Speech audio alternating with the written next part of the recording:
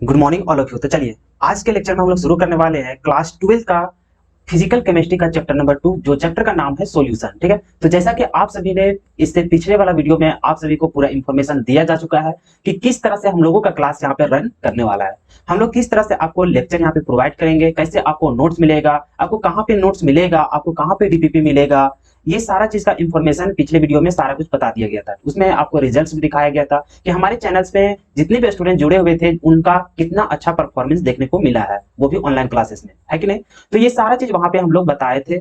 आज के हम लोग इस लेक्चर में हम लोग चैप्टर को स्टार्ट कर रहे हैं। बाकी जो भी कंफ्यूजन है आप मेरे पिछले वीडियो को देख करके वहां पे सारे इंफॉर्मेशन को आप प्राप्त कर सकते हैं। ठीक है, तो हम लोग बेसिकली यहाँ पे स्टार्ट करने वाले हैं सॉल्यूशन चैप्टर। और यहाँ पे मैं आपको बता देना चाहता हूँ कि ये जो चैप्टर जो पढ़ना होता है, ये चैप्टर में हम लोग को कंसंट्रेशन टर्म का पूरा यूज होता है, जो कि कंसंट्रेशन टर्म हम लोगों को क्लास 11th में ही हम लोग को पढ़ लेना था। अब होता यह है कि बहुत सारे स्टूडेंट क्लास 11th के फर्स्ट चैप्टर जो कि होता है some basic concept of chemistry, वो चैप्टर को अच्छा तरीका से नहीं पढ़ पाते हैं किसी कारणवश। हो सकता है उसमें कि स्टार्टिंग का टाइम रहता है तो उसमें उतना बेटर समझ नहीं आ पाता है। बहुत सारे जैक बोर्ड के जितने भी स्टूडेंट पहुंचते हैं तो उन्हें थोड़ा इंग्लिश वगैरह सब कुछ समझते सारा कुछ क्या होता है कि समय पास हो जाता है, तो उसकी वजह से भी उन लोगों को टफ लगने लगता है और इसी वजह है कि उन लोग अच्छा तरीका से चैप्टर को नहीं पढ़ पाते हैं। तो वहां पे हम लोग को क्लास 11 का फर्स्ट चैप्टर पढ़ना बहुत जरूरी होता है, तभी आप यहाँ पे सॉल्यूशन चैप्टर को अच्छा तरीका से कवर कर सकते हैं। बेसिकली यहाँ पे हम लोग न्यूमेरिकल वगैरह देखेंगे, जिसमें से हम लोग मेन मुद्दा जो यहाँ पे अभी बताएंगे कि कौन कौन सा टॉपिक हम लोग को यहाँ पे पढ़ना है। तो यहाँ पे हम लोग को क्या है ना कि हम लोग को 11th का भी बेसिक हम लोग को उठाकर यहाँ पे चलना पड़ेगा, क्योंकि यहाँ पे हम लोग जैसे ही कॉलिगेटिव प्रॉपर्टी का बात करेंगे तो वहां पे हम लोग को कंसंट्रेशन टर्म का यूज होगा, जो कि कंसंट्रेशन टर्म हम लोग को क्लास 11th में ही पढ़ लेना था। तो कोई बात नहीं है, मैं जान रहा हूं कि बहुत सारे स्टूडेंट वहां पे क्लास 11th में तो नहीं पढ़े हैं, तो उनको हम लोग को जीरो लेवल से उठा करके हम लोग को हाई लेवल तक हम लोग को पहुंचवाना है। ठीक है, तो आपको किसी तरह से कोई निराश होने की जरूरत नहीं है। मैं पूरा बेसिक से स्टार्ट करूंगा, जितने भी टर्म यहाँ पे यूज होने वाले हैं, चाहे वो क्लास 11th में पढ़ना था या फिर यहाँ पे हम लोग को 12th में पढ़ना हो, तो सभी चीज को हम लोग यहाँ पे बारीकी से सभी चीजों को यहाँ पे डिस्क्राइब करेंगे ताकि कमजोर से कमजोर बच्चा भी उसको सीख सके। ठीक है, तो ये था बात। अब हम लोग यहाँ पे देखते हैं कि ये जो चैप्टर हम लोग शुरू कर रहे हैं क्लास 12 का चैप्टर नंबर 2, जो कि चैप्टर का नाम है सॉल्यूशन। अब इसमें हम लोग को पढ़ना क्या क्या है बेसिकली, तो सबसे पहले हम लोग यहाँ पे चर्चा कर लेते हैं कि हम लोग को कौन कौन सा टॉपिक यहाँ पे कवर करना है। तो जैसे कि हम लोग देख रहे हैं कि हम लोग को कौन सा चैप्टर शुरू कर रहे हैं, तो सॉल्यूशन। ठीक है, अब सॉल्यूशन में जो हम लोग को टॉपिक कवर करना है वो हम लोग को कौन कौन सा करना है वो हम लोग यहाँ पे देख लेते हैं। ठीक है, जैसे कि फर्स्ट में जो हम लोग को आएगा यहाँ पे वो आता है कंसंट्रेशन टर्म। क्या जाएगा? कंसंट्रेशन टर्म, जो कि अभी आपको बता रहे थे कि हम लोग को कहां पढ़ना था, क्लास 11th में ही पढ़ना था। तो कंसंट्रेशन टर्म्स यहाँ पे हम लोग को पढ़ना है। अब यहाँ पे कंसंट्रेशन टर्म में जो हम लोग को आता है वो कौन कौन सा चीज आता है उसको भी हम लोग यहाँ पे देख लेते हैं। तो फर्स्ट में आएगा आपका सबसे पहले, चलिए आपको बता देंगे उस समय भी आपको कि वॉल्यूम से रिलेटेड जो आता है, जो वॉल्यूम के अलावा जो रिलेटेड होता है वो सारी चीज वहां पे डिस्क्राइब कर लेंगे। लेकिन फिलहाल जो हम लोग को कंसंट्रेशन टर्म को जितने भी हम लोग को पढ़ना है वो सारी चीज हम लोग यहाँ पे टॉपिक को आपको डिस्क्राइब कर देते हैं। जैसे कि कंसंट्रेशन टर्म में जो सबसे पहले आएगा वो आएगा आपका मास परसेंटेज। क्या आएगा आपका? तो मास परसेंटेज आएगा, या फिर इसको बोल सकते हैं mass by mass percentage, weight by weight percentage. ये सारी चीज हम लोग आगे डिस्कस करेंगे। सेकंड में हम लोग को आता है क्या चीज, तो हम लोग को आता है मास बाय वॉल्यूम। क्या चीज आता है? तो मास बाय वॉल्यूम परसेंटेज आता है, मास बाय वॉल्यूम परसेंटेज। ठीक है, तो ये हम लोग को टर्म आएगा। उसके बाद हम लोग को पढ़ना होता है वॉल्यूम इन वॉल्यूम परसेंटेज। क्या चीज पढ़ना पड़ेगा? वॉल्यूम इन वॉल्यूम परसेंटेज, या फिर उसको वॉल्यूम परसेंटेज भी आप बोल सकते हैं, कोई दिक्कत यहाँ तक नहीं। उसके बाद जो हम लोग को पढ़ना है तो वो हम लोग को पढ़ना होता है यहाँ पे, तो एक होता है पीपीएम। क्या होता है? पीपीएम होता है। एक हम लोग को होता है पीपीबी होता है। ठीक है, पार्ट्स पर मिलियन होता है और पार्ट्स पर बिलियन होता है। अगर आप 11th क्लास में पढ़े होंगे तो आपको थोड़ा सा नॉलेज आता होगा, या फिर आपको याद हो रहा होगा कि हाँ ये सारा टर्म हम लोग क्लास 11th में पढ़ चुके हैं। अब यहाँ तक होने के बाद हम लोग को आता है वॉल्यूम से रिलेटेड, जो कि हम लोग को क्या होता है, तो एक होता है हम लोग को मोलारिटी। क्या होता है? हम लोग को मोलारिटी होता है। ठीक है, उसके बाद हम लोग को पढ़ना होता है मोलालिटी। क्या चीज पढ़ना होता है? मोलालिटी। ये दोनों हम लोग को सेम ही टाइप से चलता है, बस थोड़ा सा अंतर होता है कि एक हम लोग को सॉल्यूशन में लेना पड़ता है, एक हम लोग को सॉल्वेंट में लेना पड़ता है।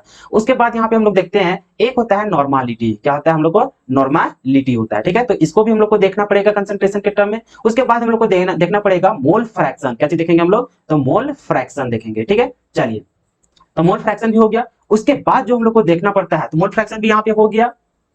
उसके बाद हम लोग को कंसंट्रेशन टर्म में मेनली इतना ही हम लोग को देखना पड़ेगा। उसके बाद जो हम लोग को आ जाता है वो आ जाता है हम लोग को क्या चीज, तो कोलिगेटिव प्रॉपर्टी। तो सबसे पहले हम लोग यहाँ पे क्या देखेंगे, तो कोलिगेटिव प्रॉपर्टी को देखेंगे। क्या चीज देखेंगे हम लोग? कोलिगेटिव प्रॉपर्टी को हम लोग यहाँ पे देखेंगे, जो कि हम लोग को क्या चीज देखना है हम लोग को, कोलिगेटिव प्रॉपर्टी हम लोग को देखना है। ठीक है, अब कोलिगेटिव प्रॉपर्टी जो है हम लोग को टॉपिक, ये हम लोग को क्लास 12 के लिए हम लोग को इंपॉर्टेंट है। जो भी सवाल हम लोगों को आएगा वो हम लोग को कोलिगेटिव प्रॉपर्टी से ही आएगा। यहां तक कि आपको बोर्ड एग्जाम के लिए ही नहीं देखा जाता है, बल्कि आप जो भी कॉम्पिटिटिव एग्जाम का तैयारी कर रहे हैं, चाहे आप जेईई मेंस का तैयारी कर रहे हैं, चाहे आप नीट का तैयारी कर रहे हैं, या तो फिर आप कोई भी बीएचयू वगैरह का अगर एंट्रेंस एग्जाम का तैयारी कर रहे हैं, या फिर एनडीए का एग्जाम का तैयारी कर रहे हैं, या तो फिर आप बीएससी का स्टूडेंट है तो आप अगर आईआईटी जैम का तैयारी कर रहे हैं, या फिर डीओ एग्जाम का तैयारी कर रहे हैं, तो ये सारा चीज में हम लोग को जो मेनली पूछा जाता है सॉल्यूशन चैप्टर से, वो कहां से पूछा जाता है, तो कोलिगेटिव प्रॉपर्टी से ही क्वेश्चंस पूछा जाता है। ठीक है, तो आप यहाँ पे जानते हैं कि हम लोग कोलिगेटिव प्रॉपर्टी कितने टाइप का होता है, तो ये हम लोग को 4 टाइप का होता है। तो इसमें से हम लोग क्या क्या देखेंगे, तो एक होता है हम लोग को relative lowering in vapour pressure हम लोग को होता है। क्या होता है,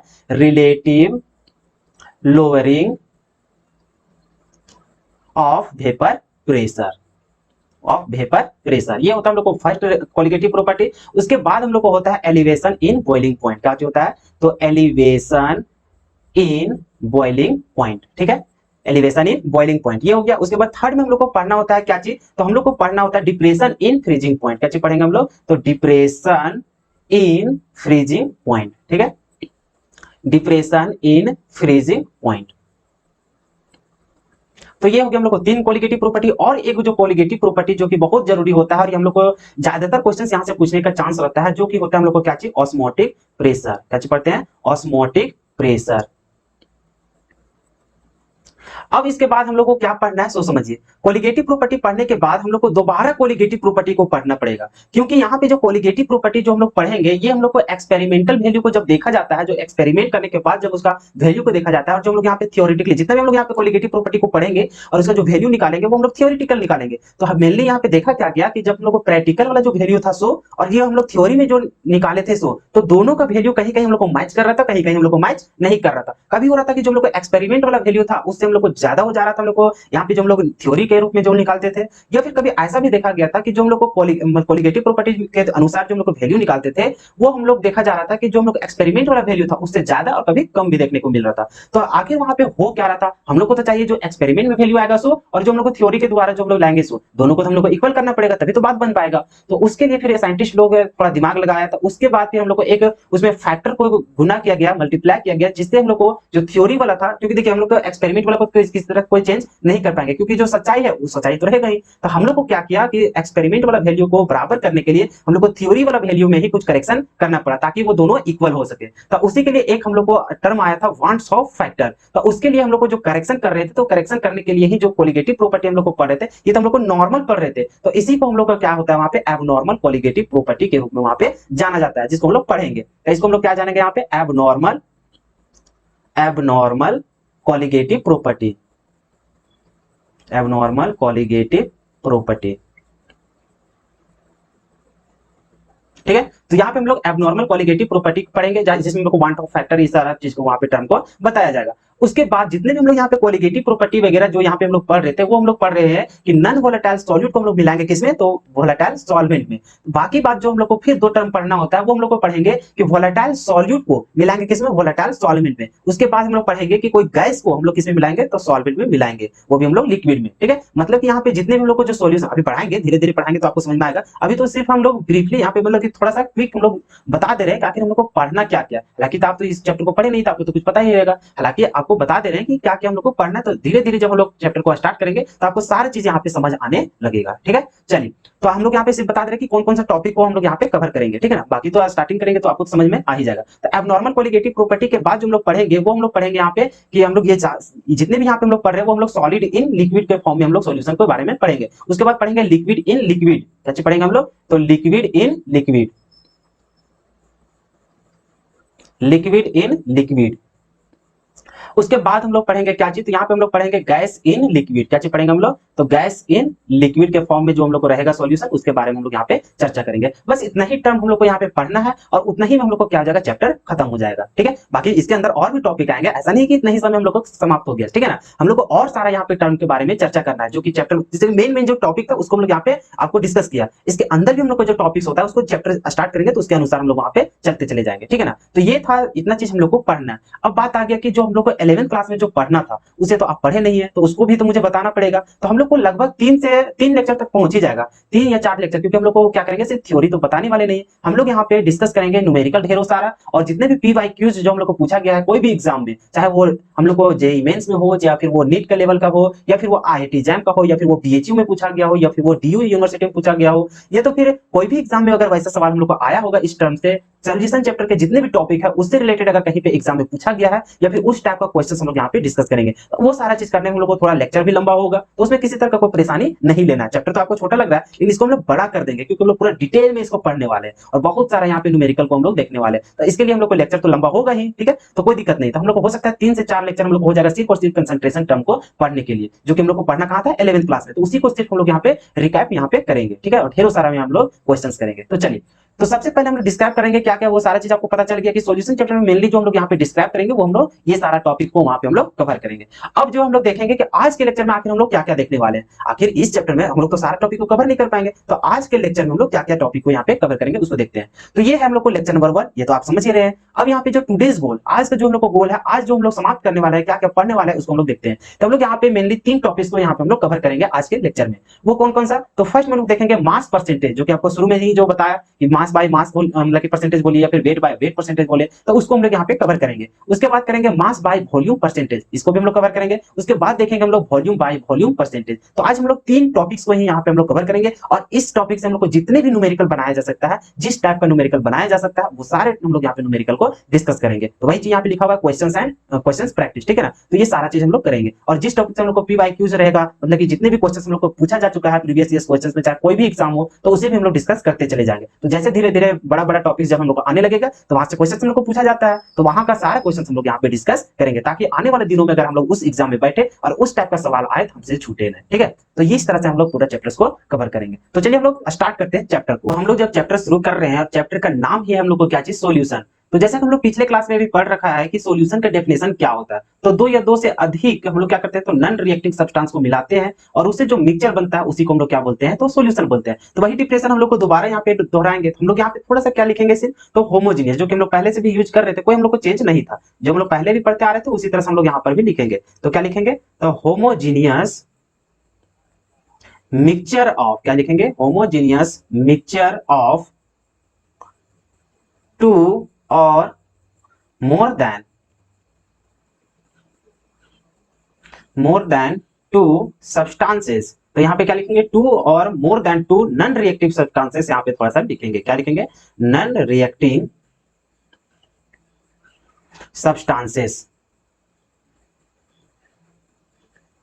ठीक है। तो ये हम लोग को होता है सॉल्यूशन का डेफिनेशन। तो हम लोग क्या जानते हैं कि होमोजीनियस मिक्सचर ऑफ 2 और more than 2 non reacting substances, कि यहाँ पे हम लोग 2 या 2 से अधिक नॉन रिएक्टिंग सब्सटेंसेस को हम लोग यहाँ पे मिलाने से जो मिक्सचर बनता है, जो कि होमोजीनियस होता है, उसी को हम लोग क्या बोलते हैं, सॉल्यूशन बोलते हैं, ठीक है। होमोजीनियस मिक्सचर कहने का मतलब कि मान के चलिए एक कंटेनर हम लोग लिए और उसमें हम लोग सॉल्यूशन बनाए, ठीक है। वही सॉल्यूशन जो आप समझ रहे हैं कि क्या करते थे, नमक और पानी को मिलाते हैं या फिर शरबत बनाते हैं उस समय, तो उसमें क्या लिखते हैं कि अगर हम लोग शरबत बनाए, तो ऐसा नहीं कि यहाँ का जो हम लोग कंसंट्रेशन उसका देखेंगे तो कुछ अलग दिखा, यहाँ पे अगर हम लोग देख रहे हैं तो यहाँ पे उसका कंसंट्रेशन कुछ और दिखा, यहाँ पे हम लोग चेक कर रहे हैं तो उसका कंसंट्रेशन कुछ और दिख रहा है, मतलब कि कहीं पे हम लोग को पतला दिख रहा है, कहीं हम लोग को गाढ़ा दिख रहा है, इस तरह से हम लोग को अगर मिक्सचर रहेगा तो उसको हम लोग सॉल्यूशन नहीं बोलेंगे। तो इसी चलते यहाँ पे जो टर्म यूज किया गया है होमोजीनियस मिक्सचर, इसका कहने का मतलब अगर यहाँ पे चेक करें, चाहे यहाँ पे चेक करें, चाहे यहाँ पे चेक करें, सभी का कंसंट्रेशन वहां पे क्या होना चाहिए, तो सेम होना चाहिए। समझ में आया? तो इसी चलते हम लोग होमोजीनियस यहाँ पे टर्म का यूज किया। तो बात समझ में आ गई कि सॉल्यूशन हम लोग को क्या होता है सर, तो होमोजीनियस मिक्सचर ऑफ 2 और more than 2 non reacting substances, वहां पे जो भी सब्सटेंस लेंगे वो आपस में रिएक्ट नहीं करना चाहिए, ठीक है ना। तो उस तरह से हम लोग उसको क्या बोलते हैं, सॉल्यूशन। अब देखिए यहाँ पे कि सॉल्यूशन को समझने के लिए सबसे पहले हम लोग को कुछ कुछ बातों को ध्यान देना पड़ेगा, ठीक है। जैसा कि हम लोग जानते हैं कि सॉल्यूशन में, अभी यहाँ पे डेफिनेशन में देख सकते हैं कि सॉल्यूशन में जो हम लोग सब्सटेंस को वहां पे मिलाते हैं, तो वहां पे हम लोग देख रहे हैं 2 या 2 से अधिक वहां पे सब्सटेंस को मिलाते हैं। तो वहां पे अगर हम लोग को 2 सब्सटेंस को मिलाने से अगर हम लोग को सॉल्यूशन बनता है, तो वैसे सॉल्यूशन को हम लोग बाइनरी सॉल्यूशन बोलते हैं। क्या बोलते हैं, बाइनरी सॉल्यूशन। अगर यदि वहां पे हम लोग को 3 सब्सटेंस को मिलाने के बाद अगर हम लोग को सॉल्यूशन बनता है, तो वैसे सॉल्यूशन को हम लोग क्या बोलते हैं, तो टर्नरी सॉल्यूशन बोलते हैं। तो इसी तरह से 4 वाला को क्वाटरनरी, फिर हम लोग को 5 वाला को बोलेंगे, 6 वाला को बोलेंगे। अगर जितना हम लोग को वहां पे सब्सटेंस को ऐड करेंगे उसी आधार से वहां पे नामकरण दिया जाता है। लेकिन हम लोग को जो इस सिलेबस में जो हम लोग को पढ़ना है, मतलब कि हम लोग को जो क्लास 12 में जो पढ़ना है, या फिर अगर आप बीएससी का भी स्टूडेंट है तो वहां पर भी जो पढ़ना होता है सॉल्यूशन, वो मेनली हम लोग को बाइनरी सॉल्यूशन के बारे में पढ़ना होता है, जिसमें हम लोग को कितने सब्सटेंस को मिलाया जाता है, तो 2 सब्सटेंस को वहां पे हम लोग को मिलाया जाता है। बात समझ में आया? तो यहाँ पे हम लोग समझ गए कि यहाँ पे जितना भी हम लोग सॉल्यूशन बनाएंगे उसमें कितना मतलब कि सब्सटेंस को मिलाएंगे, तो वहां पे हम लोग 2 सब्सटेंस को मिलाएंगे।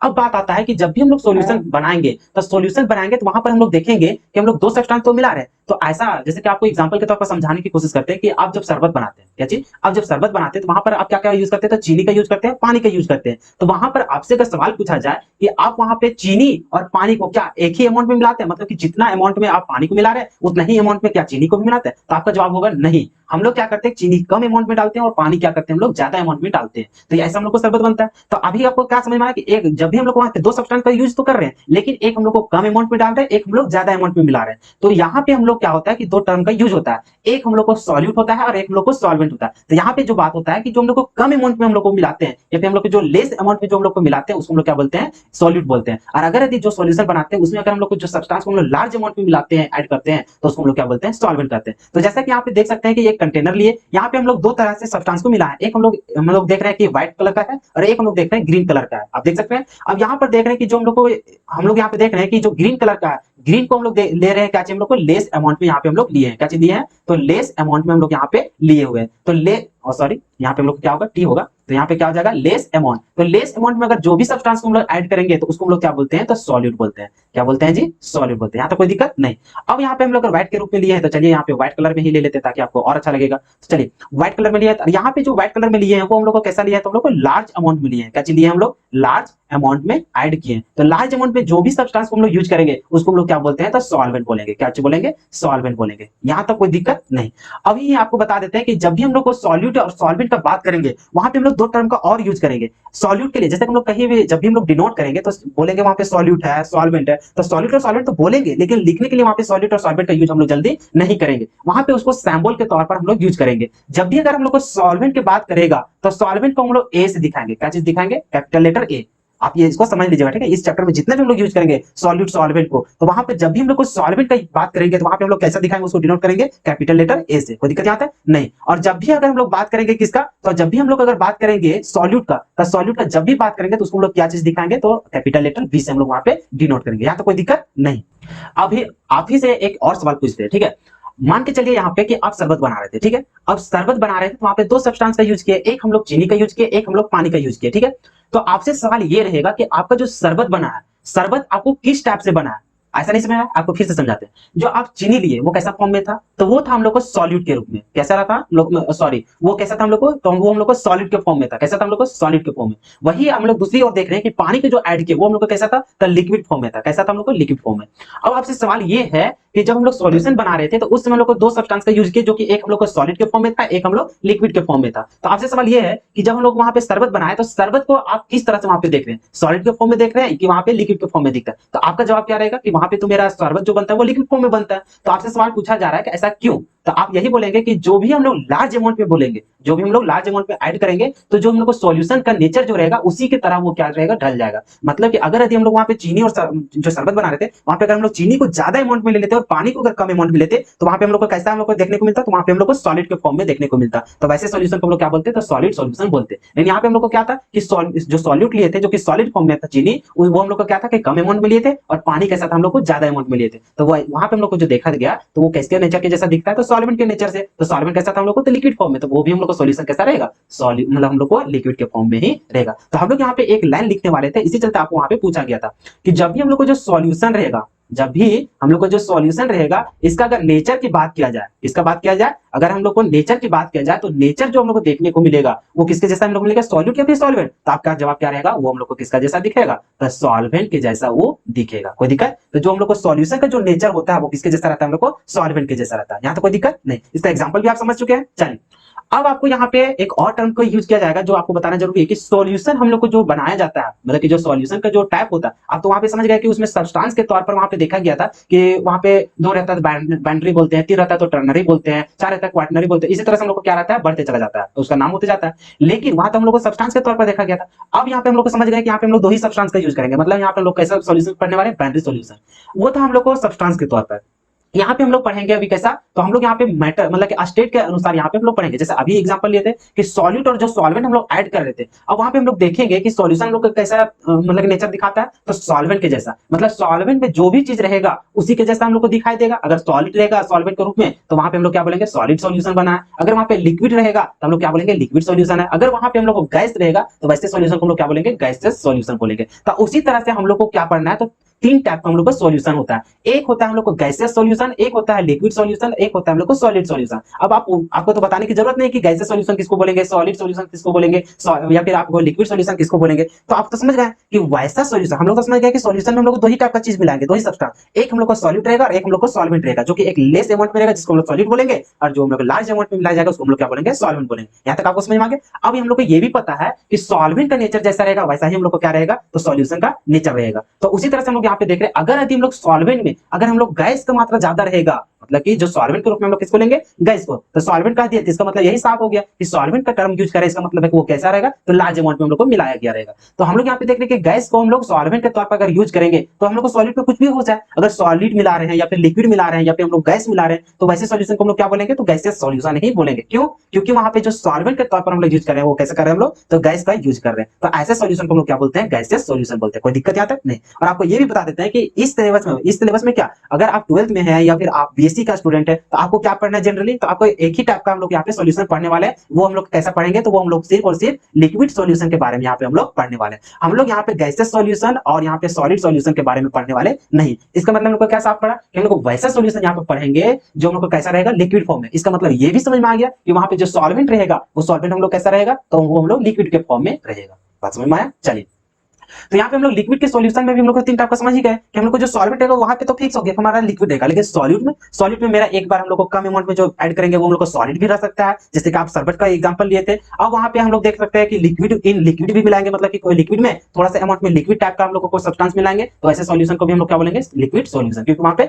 लार्ज अमाउंट में हम लोग को क्या देखने को मिला, तो लिक्विड ही ना मिला। अब यहाँ पे हम लोग देख रहे हैं गैस को हम लोग मिलाएंगे किसमें, लिक्विड में, तो वैसे सॉल्यूशन को भी हम लोग को क्या बोलेंगे, तो लिक्विड सॉल्यूशन ही बोलेंगे। कोई दिक्कत? और इसी को अगर गैस को लिक्विड में मिला रहे तो इसको क्या पढ़ा जाएगा, गैस इन लिक्विड सॉल्यूशन। कोई दिक्कत? अगर liquid in liquid solution, solid in liquid solution, लेकिन ये किसका एग्जांपल है, तो लिक्विड सॉल्यूशन का ही टाइप है। क्यों? क्योंकि यहाँ पे जो लार्ज अमाउंट में जो हम लोग को सॉल्वेंट के रूप में जो यूज कर रहे हैं वो चाहे हम लोग को तो लिक्विड है, तो इसी चलते इसको हम लोग लिक्विड सॉल्यूशन बोलेंगे। अब उसका हम लोग एग्जांपल है, सॉलिड का तो समझाने की जरूरत नहीं, जैसे हम लोग गैस का समझे, लिक्विड का समझे, उसी तरह से हम लोग सॉलिड का भी एग्जांपल हो जाएगा।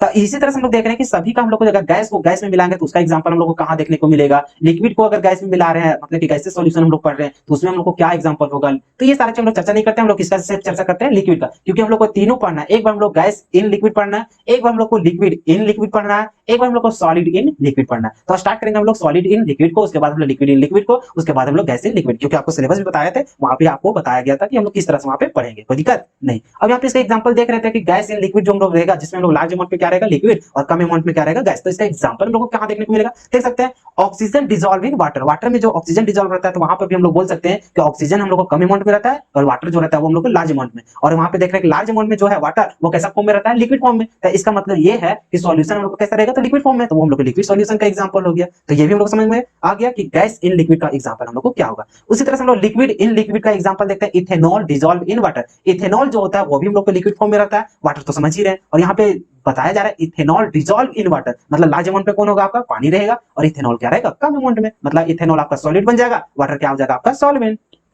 फिर सॉलिड इन लिक्विड, तो ये तो हम लोग बचपन से ही देखते आ रहे हैं, ग्लूकोज डिसॉल्व इन वाटर। बात समझ में आया? तो ग्लूकोज कैसा रहता है, हम लोग को सॉलिड फॉर्म में रहता है, तो उसको हम लोग मिला रहे हैं किसमें, वाटर में, और ग्लूकोज हम लोग सॉलिड है मतलब लेस अमाउंट में रहता है, वाटर हम लोग को सॉल्वेंट है, इसका मतलब ये लार्ज अमाउंट में रहता है। कोई दिक्कत है यहाँ पर? कोई दिक्कत नहीं। तो ये था हम लोग को सॉल्यूशन के टाइप, जो कि तीन टाइप का होता है, gaseous solution, liquid solution, solid solution, जिसमें से हम लोग को क्या पढ़ना है, तो हम लोग के सिलेबस में जो पढ़ना होता है वो हम लोग को लिक्विड सॉल्यूशन के बारे में पढ़ना होता है। कोई दिक्कत? आपको दो चीज याद होता है, वो याद होना चाहिए। एक तो हम लोग बाइनरी सॉल्यूशन के बारे में पढ़ेंगे, जिसमें हम लोग बाइनरी का मतलब उसमें हम लोग जो सॉल्यूशन बनाएंगे उसमें दो ही तरह का हम लोग को सब्सटेंस का यूज करेंगे। बात समझ में आया? अब वहां पर भी हम लोग पढ़ रहे हैं कि कैसा सॉल्यूशन, तो हम लोग लिक्विड सॉल्यूशन के बारे में वहां पे पढ़ेंगे। अब लिक्विड सॉल्यूशन हम लोग को तीन टाइप का होता है, एक बार हम लोग गैस को मिलाएंगे पानी में मतलब कि लिक्विड में, या फिर हम लोग लिक्विड को लिक्विड में मिलाएंगे, या फिर हम लोग सॉलिड को लिक्विड में मिलाएंगे, यहाँ तक कोई दिक्कत नहीं। अब हम लोग अगला टर्म को जो यूज करेंगे वो हम लोग को क्या है, कंसंट्रेशन। आपको पहले ही बताए थे जब डिफरेंशियल हम लोग बता रहे थे सॉल्यूशन का, तो वहां पे हम लोग कंसंट्रेशन का थोड़ा सा यूज किए थे, जो आपको बता रहे थे कि होमोजेनियस मिक्सचर, इसका मतलब यहाँ का जो मतलब कि घुला हुआ रहेगा कंसंट्रेशन, यहाँ पे जो घुला हुआ कंसंट्रेशन, यहाँ पे जो घुला हुआ रहेगा कंसंट्रेशन, वो हम लोग को सभी जगह समान रहेगा, तो उसी वैसा ही हम लोग मिक्सचर को क्या बोलेंगे, सॉल्यूशन बोलेंगे। तो वहां पर थोड़ा सा यूज हुआ था कंसंट्रेशन, है कि नहीं। तो कंसंट्रेशन का यहाँ पे हम लोग यूज करेंगे, वो क्यों करते हैं और हम लोग कहाँ करेंगे, वो चीज आपको सबसे पहले समझना चाहिए।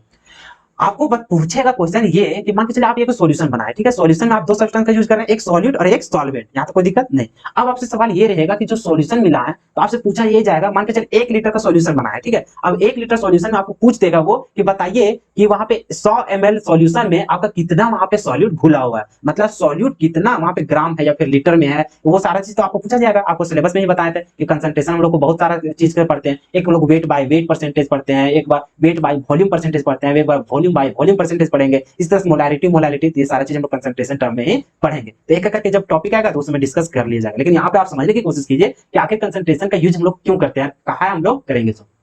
तो आपसे पूछा जाएगा कि एक सॉल्यूशन रहेगा जो कि 1 लीटर का हो, चाहे कुछ भी रहेगा, मान के चलिए एक बड़ा सा टंकी में ही है, तो वहां पर आपको बोला जाएगा कि इस सॉल्यूशन में आप बताइए कि 100 ml में उसका कंसंट्रेशन क्या है, मतलब 100 ml में आपका जो सॉल्यूट वहां पे प्रेजेंट है वो कितना प्रेजेंट है, मतलब वहां पे अमाउंट को हम लोग को बताना पड़ेगा कि कोई भी हम लोग को पार्ट बताया जाएगा, उतना पार्ट में बताइए कि वहां पे सॉल्यूट कितना घुला हुआ है, या फिर वहां पे बोलेगा कि उतना अमाउंट में आपका सॉल्वेंट है, वहां पे आपका कितना अमाउंट में वहां पे सॉल्यूट प्रेजेंट है। तो यही चीज को उसका अमाउंट को पता करने के लिए जो हम लोग को यूज किया जाता है उसको हम लोग क्या बोलते हैं, कंसंट्रेशन का टर्म वहां पे यूज करते हैं उसके लिए, ठीक है। तो यहाँ पे हम लोग समझते हैं कि कंसंट्रेशन आखिर होता क्या, उसका डिफिनेशन। तो देखिए, a solution concentration is a measure of the quantity of solute that has been dissolved in a given quantity of solvent और सॉल्यूशन। तो वही चीज बताएं कि सॉल्यूट या मतलब कि सॉल्वेंट या सॉल्यूशन में कितना अमाउंट में, कितना क्वांटिटी में आपका सॉल्यूट घुला हुआ है, तो उसको हम लोग फाइंड आउट जो करते हैं, उसके लिए हम लोग जो टर्म का यूज करते हैं उसी को हम लोग क्या बोलते हैं, कंसंट्रेशन। बात समझ में आया? अच्छा, समझ में आया ना कि हम लोग कोई भी सॉल्यूशन बनाएंगे तो उसमें हम लोग को अगर पता करना पड़ेगा कि इतना अमाउंट में, अगर हम सॉल्वेंट ले लेते हैं चाहे सॉल्यूशन ले लेते हैं, अब बताइए कि इसमें कितना अमाउंट में आपका सॉल्यूट प्रेजेंट है, तो उसी को फाइंड आउट करने के लिए, उसका मात्रा को पता करने के लिए हम लोग कंसंट्रेशन टर्म का यूज करते हैं। अब बात समझ में आया? चलिए, अब हम लोग यहाँ पे कंसंट्रेशन में आपको बताया गया था कि बहुत सारा पढ़ना है, हम लोग molality molarity mole fraction normality, फिर इधर आ गया पीपीएम पीपीवी हो गया, वॉल्यूम परसेंटेज हो गया, मास बाय वॉल्यूम परसेंटेज हो गया, फिर वॉल्यूम बाय वॉल्यूम परसेंटेज हो गया। आपको बताया भी गया था स्टार्टिंग में कि हम लोग को पढ़ना सिर्फ 3 ही टर्म इस लेक्चर में, सभी तो नहीं पढ़ पाएंगे, तो धीरे धीरे सारा चीज को कवर करेंगे। तो इस लेक्चर में हम लोग कवर करने वाले हैं mass percentage, mass by volume percentage, volume by volume percentage, 3 he term को हम लोग यहाँ पे यूज करेंगे। उसके बाद उसका ढेरों सारा यहाँ पे हम लोग क्वेश्चन करने वाले हैं, ठीक है। तो चलिए, सबसे पहले कंसंट्रेशन को आप समझ गए, तो कंसंट्रेशन में जो फर्स्ट जो हम लोग यूज करेंगे वो हम लोग क्या करेंगे, मास परसेंटेज को हम लोग यहाँ पे पढ़ने के स्टार्ट करेंगे। तो सबसे पहले समझते हैं कि मास परसेंटेज आखिर होता क्या है। तो चलिए, हम लोग यहाँ पे समझने की कोशिश करते हैं कि मास परसेंटेज आखिर होता क्या है। तो यहाँ पे हम लोग ये तो समझ चुके हैं कि हम लोग यहाँ पे कंसंट्रेशन मतलब यूज करने वाला है। इसका कहने का मतलब वहां पे हम लोग सॉल्यूट पार्टिकल जो रहेगा उसका हम लोग वहां पे अमाउंट को पता करेंगे, कोई भी हम लोग को सॉल्वेंट या फिर सॉल्यूशन में, कि वो आखिर कितना उसमें डिसॉल्व है, कितना अमाउंट में वो डिसॉल्व है। बात में आया? कंसंट्रेशन टर्म समझ गए। तो बाकी तो आप यहाँ पे कोई भी जो मास परसेंटेज है, चाहे वॉल्यूम परसेंटेज, चाहे कुछ भी रहेगा, आप बहुत ही आसानी से वहां पे समझ सकते हैं। इसी चलते मैं वहां पे ज्यादा फोर्स दे रहा था कंसंट्रेशन टर्म के लिए, ठीक है। चलिए, तो यहाँ पर हम लोग नाम से ही पता चल रहा है कि मास परसेंटेज, इसका करने का मतलब यहाँ पे जो हम लोग पता करेंगे कि जो सॉलिड पार्टिकल हम लोग को जो सॉल्यूशन में जो डिसॉल्व है वो कितना अमाउंट में हम लोग को वहां पे प्रेजेंट है। इसका मतलब वहां पे हम लोग किसमें देखेंगे, जो अमाउंट को जो पता करेंगे वो हम लोग उसको वॉल्यूम में देखेंगे, उसका वेट में देखेंगे, मतलब वहां पे लीटर में देखेंगे, या फिर उसका हम लोग केजी वगैरह हम लोग ग्राम वगैरह हम लोग देखेंगे। तो आप बोलेंगे यहाँ पे हम लोग को टर्म का यूज किया गया किसमें, मास में। अब मास को हम लोग यूज करते हैं वो ग्राम या फिर केजी में हम लोग करते हैं, कि उसको लीटर में करते हैं, लीटर में तो नहीं करते हैं, वो तो हम लोग वॉल्यूम के टर्म में हम लोग यूज करते हैं। तो इसका मतलब है कि यहाँ पे जो सॉल्यूशन का यूज करेंगे तो हम लोग देखेंगे कि सॉल्यूशन भी किसमें रहता है।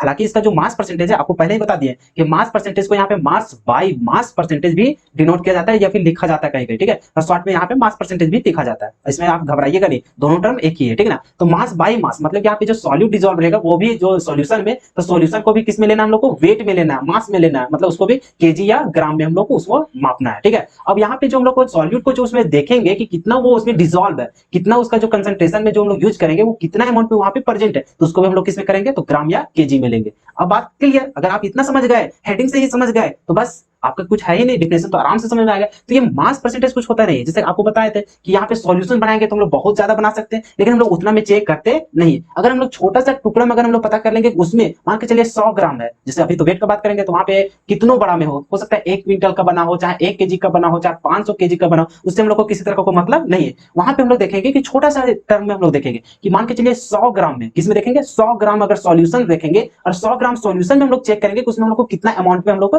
कितना ग्राम अमाउंट का करेंगे, मतलब यहाँ पर वो भी पता करेंगे किसमें ग्राम या केजी में। तो हम लोग यहाँ पे ग्राम का ही यूज करेंगे, केजी का यूज नहीं करेंगे। मतलब यहाँ पे देखेंगे कि 100 ग्राम सॉल्यूशन में कितना ग्राम आपका सॉल्यूट प्रेजेंट है, तो उसी को हम लोग क्या बोलते हैं, तो वैसे कंसंट्रेशन टर्म को हम लोग बोलते हैं मास परसेंटेज बोलते हैं। क्या बोलते हैं? Mass percentage. समझ में आ गया? तो मास परसेंटेज कुछ नहीं है, वहां पे हम लोग डिटरमाइन करते हैं सॉल्यूट पार्टिकल को, वहां पे सॉल्यूट के अमाउंट को, कि कितना हम लोग को 100 ग्राम सॉल्यूशन में कितना अमाउंट में वो प्रेजेंट है हमारा क्या चाहिए सॉल्यूट, तो उसी को हम लोग क्या बोलते हैं मास परसेंटेज। तो यहाँ पे देखिए उसका definition, the total amount of solute dissolve in 100 gram of solution. तो 100 ग्राम सॉल्यूशन, आप याद रखिएगा यहाँ पे जितना टर्म यूज करेंगे सॉल्यूशन में देखेंगे, किसमें देखेंगे हम लोग सॉल्यूशन में। अब यहाँ पे देखेंगे कि 100 ग्राम सॉल्यूशन में कितना टोटल अमाउंट वहां पे हम लोग को सॉल्यूट प्रेजेंट है। हो सकता है 5 ग्राम हो सकता है 10 ग्राम हो, तो जितना अमाउंट में वहां पे 100 ग्राम सॉल्यूशन में प्रेजेंट रहेगा हमारा सॉल्यूट, तो उसी को फाइंड आउट करने के लिए जो टर्म का जो हम लोग यहाँ पे कंसंट्रेशन का यूज करते हैं, तो उसको हम लोग क्या बोलते हैं मास परसेंटेज करते हैं। बात क्लियर हो गया कि मास परसेंटेज होता क्या है, बात समझ में आ गया ना। चलिए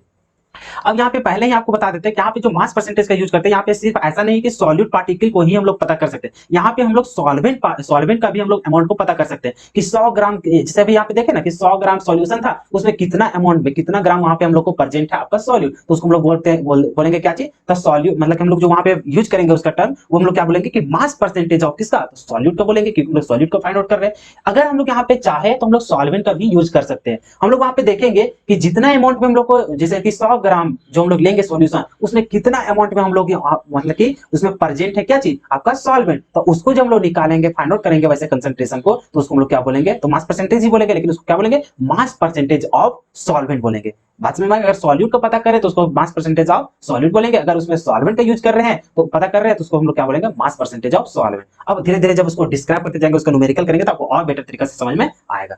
फिलहाल आप यहाँ पे ये समझने की कोशिश करें कि डिनोटेड बाय जो यहाँ पे मास परसेंटेज का होता है उसको हम लोग किससे दिखाते हैं, तो W बाई W परसेंटेज से दिखाते हैं, क्योंकि हम लोग को जो सॉल्यूशन होता है तो सॉल्यूशन भी हम लोग वेट में लेते हैं, मतलब कि, और फिर हम लोग वहां पे देख रहे हैं कि जो सॉल्यूट रहता है उसको भी हम लोग किस में लेते हैं, वेट में लेते हैं, मतलब उसको ग्राम वगैरह में हम लोग लेते हैं। तो इसी चलते हम लोग देखते हैं कि वहां पे डिनोट कैसे करते हैं कि ग्राम इन ग्राम, है कि नहीं, कि सॉल्यूट जो प्रेजेंट होता है वो किसमें हम लोग को, मतलब कि सॉल्यूशन में, और दोनों क्या चीज रहता है हम लोग को वेट में रहता है। तो इसी चलते वहां पे हम लोग W बाई W से इसको डिनोट करते हैं। यहां तक आपको किसी तरह से कोई कंफ्यूजन नहीं होना चाहिए। मास परसेंटेज क्या होता है ये भी समझ गए कि कितना टोटल नंबर ऑफ अमाउंट में अगर हम लोग को प्रेजेंट होता है सॉल्यूट 100 ग्राम सॉल्यूशन में, तो उसी को हम लोग क्या बोलते हैं मास परसेंटेज बोलते हैं। तो यहाँ पर हम लोग देख रहे हैं कि मास परसेंटेज का जो फॉर्मूला होता है, जैसे हम लोग यहाँ पे लिख रहे हैं कि मास परसेंटेज, अब यहाँ पे हम लोग दोनों तरह का यूज कर सकते हैं, एक हम लोग सॉल्यूट का भी और एक हम लोग सॉल्वेंट का भी हम लोग निकाल सकते हैं। तो मास परसेंटेज ऑफ सॉल्यूट, जैसे कि हम लोग सॉल्यूट का अगर दिखाते हैं कि सॉल्यूट हम लोग वहां पे कितना अमाउंट में वहां पे हम लोग को प्रेजेंट रहता है 100 ग्राम में, तो उसको हम लोग कैसे निकालेंगे, तो हम लोग देखेंगे जितना अमाउंट हम लोग को सॉल्यूट रहेगा, कितना,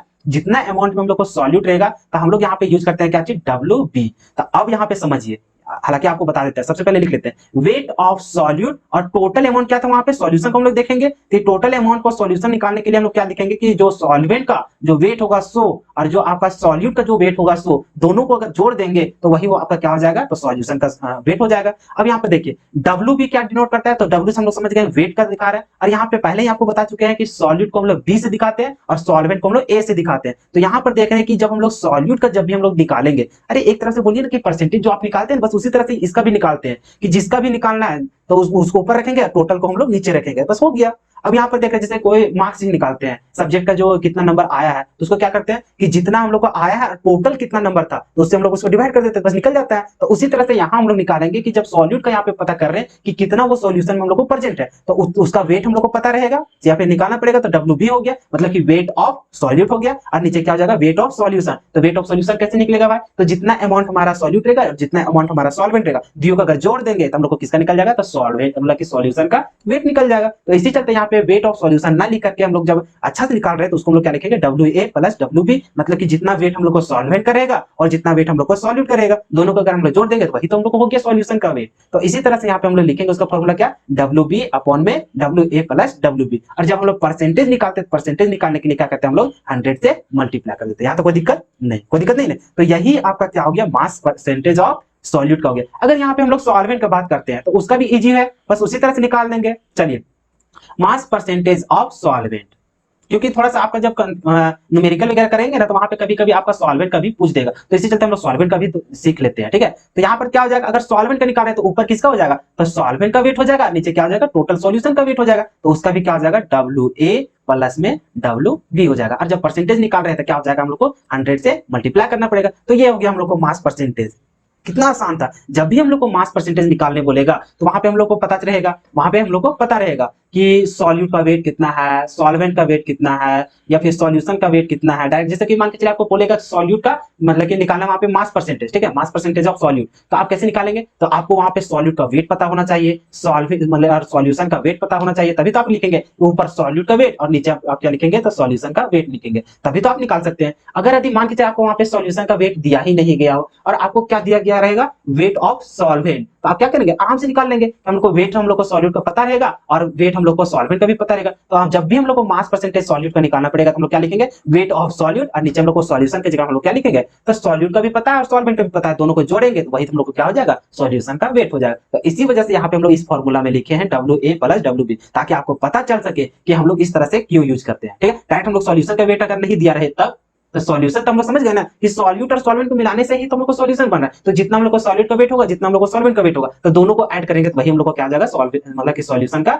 वेट हो जाएगा। तो इस तरह से हम लोग यहाँ पे मास परसेंटेज को निकालेंगे। यहां तक किसी को डॉट तो नहीं होना चाहिए, अगर डॉट है तो बताइए, लेकिन मुझे नहीं लग रहा कि इतना रिपीट करने के बावजूद भी आपको किसी तरह से कोई कंफ्यूजन होगा। सो चलिए, तो हम लोग आगे कुछ बताते हैं। ठीक है, तो चलिए, अगर आप यहाँ पे मास परसेंटेज समझ गए तो इससे रिलेटेड हम लोग कुछ न्यूमेरिकल कर लेते हैं। आखिर हम लोग को पता चलना चाहिए ना कि हम लोग को इस टॉपिक से किस तरह का क्वेश्चन पूछा जा सकता है। तो चलिए, हम लोग एक यहाँ पे एक क्वेश्चन हम लोग ट्राई कर लेते हैं कि किस तरह का क्वेश्चन पूछा जा सकता है हम लोग को, है कि नहीं। तो चलिए, यहाँ पे हम लोग इसको बनाने की कोशिश करते हैं। तो देखिए, यहाँ पे क्वेश्चन हम लोग को क्या बोल रहा है, 20 gram NaOH dissolve in 80 gram water at 300 kelvin temperature, calculate mass percentage of NaOH in water. तो हम लोग को यहाँ पे क्या करना है, तो जो सोडियम हाइड्रोक्साइड है वो हम लोग को कितना अमाउंट है, तो 20 ग्राम है, और 20 ग्राम NaOH को हम लोग क्या कर रहे हैं, डिसॉल्व कर रहे हैं, मतलब घोल रहे हैं। कितना अमाउंट में, तो वाटर में हम लोग कर रहे हैं, वो भी कितना में, तो 80 ग्राम पानी में हम लोग क्या कर रहे हैं, NaOH को हम लोग डिसॉल्व कर रहे हैं। तो आगे हम लोग को पूछ रहा है calculate mass percentage of NaOH in water. तो हम लोग को इसी तरह से यहाँ पे पूछ देगा, जैसे यहाँ पे पूछता है mass percentage of water,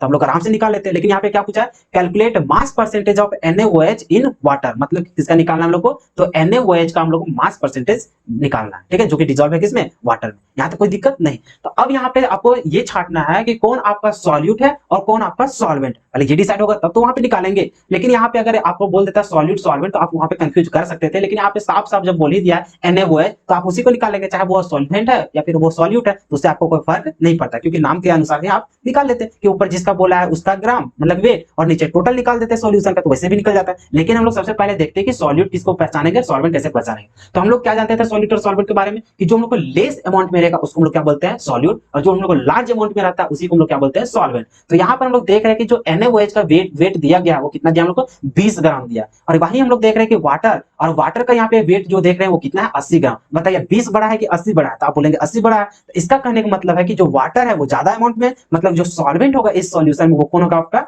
wait मतलब वाटर होगा। वाटर आपका क्या हो जाएगा, तो सॉल्यूशन मतलब कि सॉल्वेंट हो जाएगा, और NaOH क्या हो जाएगा, आपका सॉल्यूट होगा। यहाँ तक कोई दिक्कत नहीं। तो इस तरह से हम लोग पहचानते हैं, कोई दिक्कत नहीं ना। चलिए, अब यहाँ पे हम लोग को जो मास परसेंटेज ऑफ यहाँ पे NaOH लिखा है तो इसको हम लोग कैसे निकालेंगे, तो देखिए आराम से लिखेंगे, सॉरी यहाँ पे हम लोग क्या लिखेंगे, हम लोग यहाँ पे निकालेंगे तो आराम से लिखेंगे, जो पूछा है वही चीज लिख देंगे। क्या चीज लिखेंगे हम लोग, मास परसेंटेज ऑफ, क्या चीज हम लोग को निकालना है, तो NaOH, हम लोग को ये चीज देखना है। चलिए, अब इज इक्वल्स टू, इसका फॉर्मूला क्या होता है भाई, अब NaOH का पूछ रहा है तो हम लोग क्या लिखेंगे, वेट ऑफ NaOH, और नीचे टोटल में क्या लिखेंगे, वेट ऑफ सॉल्यूशन। तो यहाँ पर आप बताइए तो सॉल्यूशन का वेट दिया गया है, नहीं दिया गया। आप देखिए कहीं भी ढूंढ के देखिए, यहाँ तो NaOH का वेट दिया गया है और साथ ही साथ आपका क्या दिया है, तो वाटर का मतलब कि वेट दिया गया है। तो आप वहां से कैसे आप वहां पे फाइंड आउट कर सकते हैं, नहीं फाइंड आउट कर सकते। लेकिन इसी चलते आपको दोनों का वेट यहाँ पे दिया गया है, यहाँ पे NaOH का भी और वाटर का भी। अरे भैया तो यहाँ पे NaOH और वाटर मिल करेंगे ही तो यहाँ पे हम लोग को क्या बना रहा है, सॉल्यूशन बना रहा है। तो इसी चलते हम लोग क्या करेंगे, अगर इसका वेट और इसका वेट को जोड़ देंगे तो वही हम लोग को क्या हो जाएगा, सॉल्यूशन का वेट हो जाएगा। तो इसी चलते हम लोग यहाँ पे डायरेक्ट क्या लिखेंगे,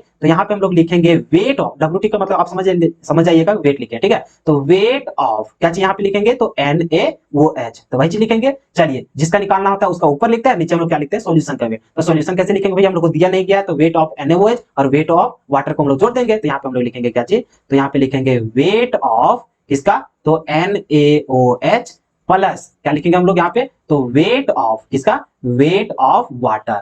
आराम से निकाल देंगे। अब देखिए ये दोनों को मिलने से हम लोग को क्या बन जाएगा, तो सॉल्यूशन बन जाएगा। तो ऊपर देखिए जिसका निकालना है, नीचे हम लोग को क्या हो जाएगा, सॉल्यूशन का वेट। अभी देखिए हम लोग को परसेंटेज निकालना है, तो उसके लिए हम लोग को क्या करना पड़ेगा, तो 100 से मल्टीप्लाई करना पड़ेगा। अब क्या करना है, जिसका जिसका हम लोग वैल्यू दिया है बस पुट करना है, बस निकल जाएगा। अब देखिए यहाँ पे वेट ऑफ NaOH कितना दिया था जी, तो 20 ग्राम था। कितना था हम लोग को, 20 ग्राम था, तो 20 ऊपर लिख दिए। अब नीचे देखिए सॉल्यूशन क्या करना है, तो दोनों को हम लोग को जोड़ना पड़ेगा। मतलब NaOH का वेट कितना था जी, हम लोग को 20 था, प्लस फिर वेट ऑफ वाटर कितना था, 80 ग्राम। तो यहाँ पे कितना हो जाएगा, 80 हो जाएगा। अब इनटू में कितना हो जाएगा, यहाँ पे 100 है तो 100। अब इसको सॉल्व कीजिए, कितना हो जाएगा, तो ऊपर में 20 हो जाएगा और नीचे 80 और 20 को जोड़िएगा कितना हो जाएगा, 100 हो जाएगा। फिर मल्टीप्लाई में देखिए इधर कितना हो जाएगा, 100। अब देखिए 100 से 100 खत्म, तो बचेगा क्या आपका, 20 बचेगा। कितना हो जाएगा, 20%। क्या हो जाएगा यहाँ पे 20%, क्योंकि हम लोग परसेंट में निकाल रहे हैं ना, तो इसका आंसर क्या हो जाएगा 20%। इसका कहने का मतलब क्या हो गया कि हम लोग को जो ये सॉल्यूशन में अगर हम लोग देखा जाएगा कि 100 ग्राम में आखिर अगर हम लोग 100 ग्राम में देखेंगे तो 100 ग्राम में वहां पे देख रहे हैं कि सॉल्यूशन में कि जो सॉल्यूट जो वहां पे मिलाया गया वो कितना परसेंट पे मिलाया गया था, 20%। मतलब जो सॉल्यूशन बनाए हैं, सॉल्यूशन में अगर सॉल्यूट और सॉल्वेंट का अगर वहां पे देखा जाए कि कितना परसेंट वहां पे मिलाया गया, तो सॉल्यूट आपका कितना मिला गया 20% और सॉल्वेंट कितना मिला गया 80%। तो इस तरह से फाइंड आउट करना वही हम लोग को क्या कहलाता था, कंसंट्रेशन। और कंसंट्रेशन निकालने के लिए हम लोग को बहुत सारा मेथड पढ़ेंगे, जिसमें से एक हम लोग क्या पढ़े, मास परसेंटेज। उसको कैसे कैलकुलेट करते हैं ये आप देख सकते हैं। हम लोग यहाँ पे अमाउंट पता कर लिया ना कि कितना अमाउंट में वो प्रेजेंट है आपका सॉल्यूट, तो कितना परसेंट में है जी, तो 80 मतलब कि 20% में वहां पे क्या चाहिए आपका सॉल्यूट है। आप समझ में आया कि क्या हम लोग को फाइंड आउट करना था, कितना आसान आसान क्वेश्चन रहता है। क्या इस तरह के क्वेश्चन आएगा तो बना लेंगे। चलिए नेक्स्ट क्वेश्चन को हम लोग यहाँ पे देखते हैं कि उसको आप कैसे बनाएंगे। अब जब उसको सीख लिए अच्छा से, आप इसको बना ही सकते हैं। अगर आप उसको सीख लिए तो वीडियो को रोक लीजिए और खुद से बनाने की कोशिश कीजिए। अगर आपसे नहीं बनेगा तो फिर मेरा वीडियो को देखें और आप समझ के फिर से उसको बना लीजिएगा। लेकिन उम्मीद है कि ये क्वेश्चन आपसे बन जाएगा। चलिए बनाने की कोशिश करते हैं हम लोग। चलिए सबसे पहले क्वेश्चन को समझते हैं क्या चीज। 20 gram NaOH dissolve in 500 ml of solution, जिसका डेंसिटी हम लोग को दिया गया है at 300 temperature, then calculate mass percent of NaOH। अब यहाँ पर देखिए एक छोटा सा हम लोग को यहाँ पे टर्म आया है, जो कि अगर यदि आप उसके बारे में नहीं जानते हैं तो आप यहाँ पे अच्छा तरीका से बना नहीं पाएंगे। ऐसा क्यों बोल रहे हैं, सो आप यहाँ पे समझ लेंगे कैसे। सो आप यहाँ पे देखते हैं, अरे किधर चल गया पेज यार, हम तो उसको ऊपर ले रहे थे, आ गया नीचे। चलो चलो चलो चलो उसको नीचे ले जाते हैं, आपको आना था यहाँ पे। चलिए हम लोग ये क्वेश्चन को देख रहे थे। अब यहाँ पे हम लोग को मीटर क्या है कि हम लोग को यहाँ पे देख रहे हैं, हम लोग क्या करते हैं ना, WA/WB का यूज करते हैं ताकि हम लोग को सुविधा होता है। देखिए इस क्वेश्चन से हम लोग को कितना तकलीफ होता है, यहाँ पे हम लोग को पूरा लिखना पड़ा था वेट ऑफ NaOH प्लस में वेट ऑफ वाटर। तो यहाँ पे अगर हम लोग को WA और WB का हम लोग यूज करेंगे तो कितना आराम हो जाएगा, बहुत आराम हो जाएगा। इतना लिखने का हम लोग को झंझट भी नहीं होगा। यह स्टार्टिंग था इसी चलते इतना हम लोग लिखे, अब रिसे हम उतना लिखेंगे नहीं, ठीक है। चलिए इसको शॉर्टकट हम लोग बनाने की कोशिश करते हैं। अब यहाँ पर ये समझते हैं कि कौन किस में घुला हुआ है और कौन सॉल्यूट है और कौन हम लोग को सॉल्वेंट है। यहाँ पे देखिए 20 ग्राम NaOH है जो कि डिसॉल्व है कितना में हम लोग सॉल्यूशन में 500 ग्राम, मतलब 500 ml सॉल्यूशन। मतलब यहाँ पे हम लोग सॉल्यूशन का हम लोग को वॉल्यूम दे दिया है कि कितना वो अमाउंट में है, तो 500 ml में है। अब उसका डेंसिटी दे दिया है सॉल्यूशन का, और हम लोग को पूछ दिया डायरेक्ट कि calculate mass percentage of NaOH। हम लोग एक चीज दिमाग लगा सकते हैं क्या, हम लोग जब भी यहाँ पे हम लोग निकालते हैं मास परसेंटेज तो हमारे दिमाग में क्या रहता है कि जिसका पूछा है उसका अमाउंट और नीचे जो टोटल सॉल्यूशन का जो वेट होता है उसका। अब यहाँ पे हम लोग देख रहे हैं कि हम लोग सॉल्यूशन का बात कर रहे हैं और सॉल्यूशन में घुला हुआ है कितना, तो 20 ग्राम NaOH। इसका मतलब तो साफ जाहिर है भैया कि हम लोग को सॉल्यूशन और सॉल्यूट का ही बात कर रहे हैं। ये हम लोग को क्या हो जाएगा, सॉल्यूट है। सॉल्यूट किसमें घुला हुआ है, तो 500 ml सॉल्यूशन में। तो सॉल्यूशन का तुम लोग पहले से ही चर्चा है। तो यहाँ पे हम लोग एक चीज दिमाग लगा सकते हैं क्या, कि हम लोग यहाँ पे जो वेट दिया है सॉल्यूट का, तो मतलब कि यहाँ पे हम लोग को क्या पता चला कि WB का जो हम लोग को वेट था वो हम लोग को दिया गया है, कितना दिया गया है, तो 20 ग्राम हम लोग को दिया गया। बात समझ में आया। अब हम लोग को एक चीज समझ दिया है यहाँ पे कि हम लोग को अगर दो चीज में अगर एक भी हम लोग को पता रहेगा तो हम लोग को काम बन जाएगा। क्या, हम लोग को मास परसेंटेज निकाला। इसका मतलब अगर यदि हम लोग को गलती से सॉल्वेंट का अगर हम लोग को वेट पता चल जाएगा तो आराम से दोनों को जोड़ेंगे और सॉल्यूशन का वेट हम लोग बना लेंगे। लेकिन यहाँ पर तो देख रहे हैं कि हम लोग को सॉल्वेंट का पता ही नहीं है, हम लोग को सॉल्वेंट का तो पता नहीं भैया, तो हम लोग करेंगे क्या, तो हम लोग ये करेंगे। तो यहाँ पर हम लोग को थोड़ा सा क्या चमक रहा है, तो यहाँ पे देख रहे हैं सॉल्यूशन का हम लोग को वॉल्यूम दिया गया है। क्या चीज दिया गया है, सॉल्यूशन का वॉल्यूम, और साथ ही साथ डेंसिटी दिया गया है। तो हम लोग को कहीं ना कहीं यही दोनों का खेल करके और हम लोग को सॉल्यूशन का वेट निकल जाता, और सॉल्यूशन का वेट निकल जाएगा भैया हम लोग को काम बन जाएगा। तो कहीं ना कहीं हम लोग को इसका यूज करके हम लोग को क्या निकालना है, सॉल्यूशन का वेट निकालना है। अब बात आ जाता है बच्चा वाला क्लास में कि यहाँ पे अगर डेंसिटी का बात किया है तो आपको पता होना चाहिए डेंसिटी का फॉर्मूला। अब यहाँ पे डेंसिटी का फॉर्मूला क्या होता है भैया, तो हम लोग जानते हैं कि डेंसिटी का यूज होता है, तो डेंसिटी का फॉर्मूला क्या होता है, तो जो मास होता है ऊपर क्या होता है मास, और नीचे क्या हो जाता है वॉल्यूम, क्या हो जाता है हम लोग को वॉल्यूम। और जब भी हम लोग डेंसिटी यूज करते हैं वो हम लोग को सॉल्यूशन का यूज करते हैं, तो श्योर है कि यहाँ पे हम लोग क्या किसका वेट होगा, तो मास जो होगा वो भी हम लोग को सॉल्यूशन का होगा, और यहाँ पे वॉल्यूम जो होगा वो भी किसका हो जाएगा, हम लोग को सॉल्यूशन का हो जाएगा। अब देखिए यहाँ पे वेट किस में लिया गया, देखिए यहाँ पे जो डेंसिटी का हम लोग का जो यूनिट होता है, आपको तो एसआई यूनिट वगैरह सब कुछ निकालना आ ही रहा होगा है कि नहीं, उसका फॉर्मूला यूनिट कैसे निकालते हैं, तो ऊपर जिसका होगा और यहाँ ये दोनों का जो यूनिट होगा वही तो हम लोग को डेंसिटी का यूनिट होगा। तो यहाँ पे डेंसिटी बराबर यहाँ पे कितना दिया है 1.2 ग्राम पर एमएल, मतलब ग्राम किसके लिए है, ऊपर जो मास होगा उसके लिए, एमएल किसका लिया गया वॉल्यूम होगा उसके लिए। इसका मतलब मास जो हम लोग यहाँ से निकलेगा वो हम लोग ग्राम में निकलेगा, अगर वॉल्यूम निकालेंगे तो वो हम लोग किस में निकलेगा, एमएल में निकलेगा। अब यहाँ पर देखिए यहाँ से हम लोग को क्या क्या वैल्यू दिया गया, डेंसिटी हम लोग को पता है, हाँ भैया पता कितना है हम लोग को 1.2 पता है, तो यहाँ पे हम लोग क्या लिख देंगे 1.2, यहाँ तो कोई दिक्कत नहीं बराबर। मास, मास तो हम लोग को पता ही नहीं है, तो मास नहीं पता है तो हम लोग को मास ही तो निकालना है भैया, उसका वेट ही तो निकालना है अपॉन में वॉल्यूम ऑफ सॉल्यूशन। तो बताओ तो वॉल्यूम ऑफ सॉल्यूशन दिया गया, हाँ यहाँ पे कितना दिया गया 500 ml, और हम लोग को देखिए कुल मिलाकर के यहाँ यूनिट के अनुसार हम लोग को पुट भी किस में करना है एमएल में। अगर यहाँ पे लीटर में रहता है यहाँ पे हम लोग लीटर में यूज करते हैं, तो हम लोग को यहाँ पे दिया ही गया है एमएल में, तो उसी को हम लोग क्या करेंगे पुट कर देंगे। सॉल्यूशन का कितना है वॉल्यूम हम लोग को 500 ml, तो यहाँ पे क्या पुट कर देंगे 500 ml। कोई दिक्कत यहाँ तक नहीं, कोई दिक्कत नहीं है। चलिए अब यहाँ पे मास हम लोग को निकालना है, तो मास निकाल लीजिए। तो मास बराबर जब लिखेंगे तो क्या हो जाएगा, ये दोनों क्रॉस मल्टीप्लाई हो जाएगा, मतलब कि 1.2 इंटू क्या हो जाएगा यहाँ पे 500 हो जाएगा। अब इन लोगों को जब सॉल्व कीजिएगा कितना हो जाएगा जी, आप बताइए 12 25 60 तो ऐसा ही हो जाएगा, और 2 को 0 ऐसे हो जाएगा, 1 पॉइंट है तो यहाँ पे चल जाएगा, इसका मतलब क्या हो जाएगा यहाँ पे 600 ग्राम हो जाएगा। क्या हो जाएगा आपका 600 ग्राम,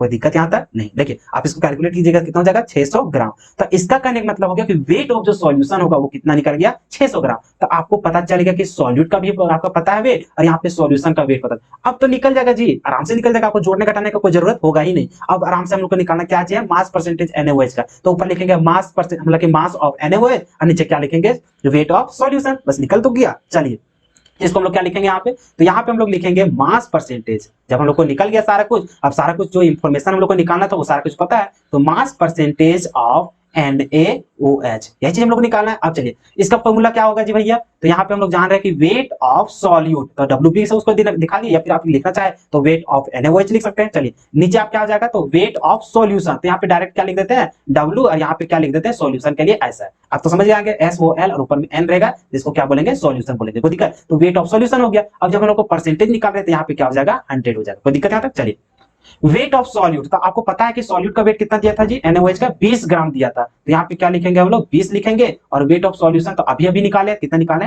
600 ग्राम, तो इसको यहाँ पे क्या लिखेंगे हम लोग 600 ग्राम, और इंटू में कितना है 100, तो यहाँ पे क्या लिख देंगे हम लोग 100। अब इसको सॉल्व कीजिए, तो सॉल्व करने के बाद क्या हो जाएगा, यहाँ से देख रहे हैं कि 2 जीरो से क्या हो जाएगा, 2 जीरो यहाँ से खत्म हो जाएगा। अब इसको जब कीजिएगा तो कितना हो जाएगा यहाँ पे 20, और अपॉन में कितना हो जाएगा 6। अब इसको कैलकुलेट कीजिए तो कितना हो जाएगा, तो आप इसको डिवाइड कीजिएगा तो कितना हो जाएगा 6 3 का 18 हो जाएगा, मतलब 3.333 चलते जाएगा। तो इसी चलते इसको अप्रॉक्स में कितना ले लिए हम लोग 4 ले लेते हैं, क्योंकि ये कटेगा ही नहीं, मतलब 3 चाहते रहेगा, तो इसका मतलब हम लोग यहाँ पे ले लेते हैं आराम से, कोई दिक्कत नहीं ना। चलिए तो इसका क्या हो जाएगा इतना हम लोग को, अब यहाँ पे हम लोग क्या निकाल रहे थे परसेंटेज में निकाल रहे थे, तो ये भी हम लोग को क्या चीज हो जाएगा, तो परसेंटेज में हो जाएगा। मतलब कि हम लोग जाने कि यहाँ पे जो सॉल्यूशन रहेगा वो सॉल्यूशन में हम लोग को जो सॉल्यूट जो मिलाया रहेगा, मतलब जो NaOH रहेगा वो कितना हम लोग को वहां पे रहेगा, तो हम लोग 3.3% वहां पे हम लोग को मिला हुआ रहेगा, मतलब उसका जो अमाउंट रहेगा वो कितना रहेगा 3.34। ठीक है, तो इस तरह से हम लोग यहाँ पे कंसंट्रेशन को हम लोग निकालेंगे। तो बताइए अगर मास परसेंटेज का कोई भी क्वेश्चन रहेगा, देखिए आपको फंसाएगा कहाँ पे, यहाँ पे डेंसिटी वगैरह दे करके, तो आप तो डेंसिटी का खेलने तो जानते हैं, अब नहीं जानते हैं तो अभी भैया आपको खिलाए ना, तो इस तरह का अगर सवाल आएगा तो आपसे बन जाएगा, आराम से बन जाएगा। अब देखिए यहाँ पे वेट ऑफ सॉल्वेंट मतलब सॉल्यूशन भी रहेगा तब भी निकल जाएगा, अगर वेट ऑफ सॉल्वेंट दिया रहेगा और सॉल्यूट रहेगा तो वहां से भी आप निकाल लेंगे। ठीक है, यहाँ तक कोई दिक्कत नहीं ना होगा। चलिए तो इस तरह से हम लोग 2 क्वेश्चन यहाँ पे किए, और दोनों में से हम लोग समझ गए कि मास परसेंटेज को हम लोग कैसे कैलकुलेट करेंगे। तो चलिए एक क्वेश्चन और हो जाए, अगर उतना समझ गए तो एक क्वेश्चन और हम लोग बना के देखते हैं। चलिए अब यहाँ पर हम लोग देखते हैं, देखिए कहीं कहीं हम लोग को खेला करेगा क्या चाहिए यूनिट का, बस यूनिट को तो आप जानते हैं ना जी, अगर ग्राम में वहां चाहिए तो ग्राम को केजी को, अगर केजी में दिया रहेगा तो केजी को ग्राम में बदल लेंगे, और अगर वहां पे केजी दिया केजी में निकालना है तो ग्राम को केजी में बदले, तो यही सब यूनिट क्या रहेगा वहां पे सिर्फ खेला करेगा। ठीक है, और ज्यादा ज्यादा आपका डेंसिटी वहां पे फंसाएगा, तो इस तरह का क्वेश्चन आप आराम से कर लेंगे। तो चलिए ये क्वेश्चन को हम लोग देखते हैं कि ये क्वेश्चन हम लोग को दिया कैसे गया है।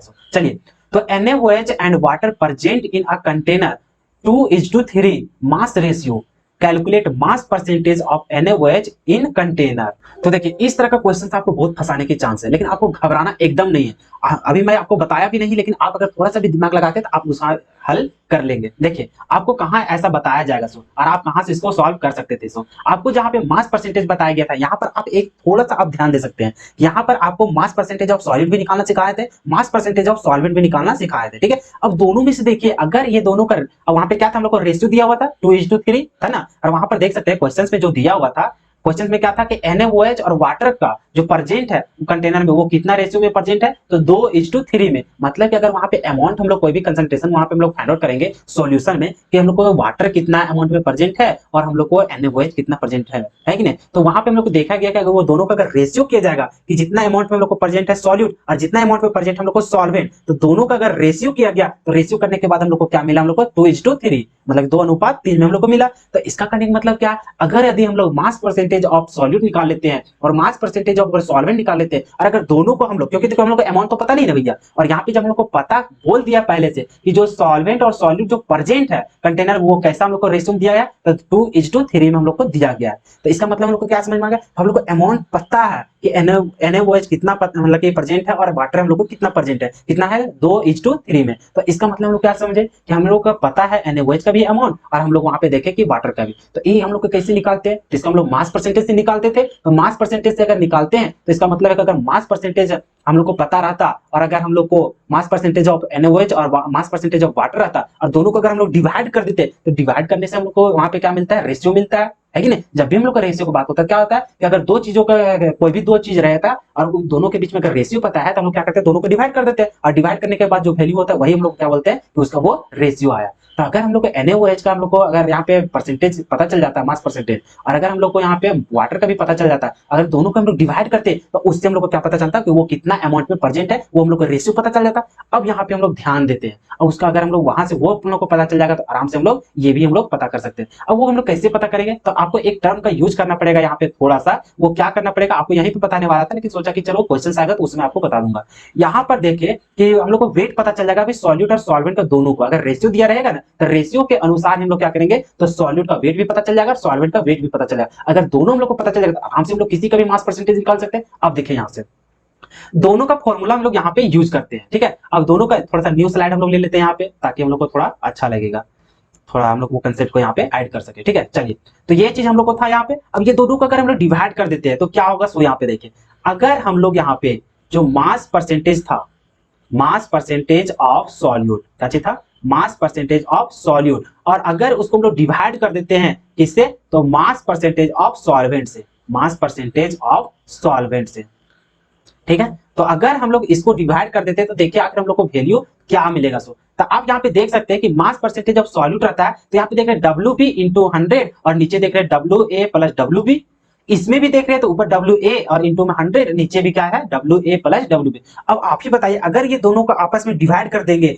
तो नीचे वाला टर्म कटेगा कि नहीं कटेगा, क्योंकि दोनों जगह क्या हम लोग को सेम दिख रहा है, तो दोनों जगह सेम है, तो ये दोनों आपस में क्या हो जाएगा, कट जाएगा, कटेगा ना, तो कट जाएगा। और नहीं समझ में आ रहा है तो यहाँ पे ये समझिए, नहीं समझ में आ रहा है तो यहाँ पर भी समझने की कोशिश किए। अगर मास परसेंटेज ऑफ हम लोग सॉल्यूट लिखते थे, कैसे लिखते थे हम लोग को, तो लिखते थे हम लोग WB और अपॉन में क्या लिखते थे, अच्छा चलिए इसको यहाँ पे इस तरह से हम लोग दिखाते हैं, क्योंकि बटा वाला कहानी करना पड़ेगा। तो चलिए इसके बटा में हम लोग क्या लिखते थे यहाँ पे, तो WA प्लस में क्या लिखते थे हम लोग, WB लिखते थे, ये लिखते थे। अब हम लोग इनटू में क्योंकि परसेंटेज निकाल रहे हैं, तो उसके लिए हम लोग क्या करते थे, यहाँ पे 100 से हम लोग क्या करते थे, इसको मल्टीप्लाई करते थे। चलिए उसी तरह से नीचे देख रहे हैं सॉल्वेंट का निकालते थे, सॉल्वेंट का यहाँ पे वेट तो WA हो जाएगा, और बटा में क्या हो जाता था हम लोग को, तो WA और प्लस में क्या हो जाता है, WB हो जाता है। अब ये दोनों लिख लिए, अब इसको भी मल्टीप्लाई करना पड़ता था किससे, तो 100 से, तो ये हम लोग को मास परसेंटेज निकल जाता था। अब यहाँ पे देखिए जब भागा जब हम लोग दे रहे हैं तो कटेगा क्या क्या, तो यहाँ पे देख रहे हैं 100 से 100 खत्म, ये से इसको खत्म कर देंगे, अब बचेगा क्या चीज, तो यहाँ पर हम लोग देख रहे हैं क्या चीज बचा, तो WB और बटा में क्या बचेगा, WA।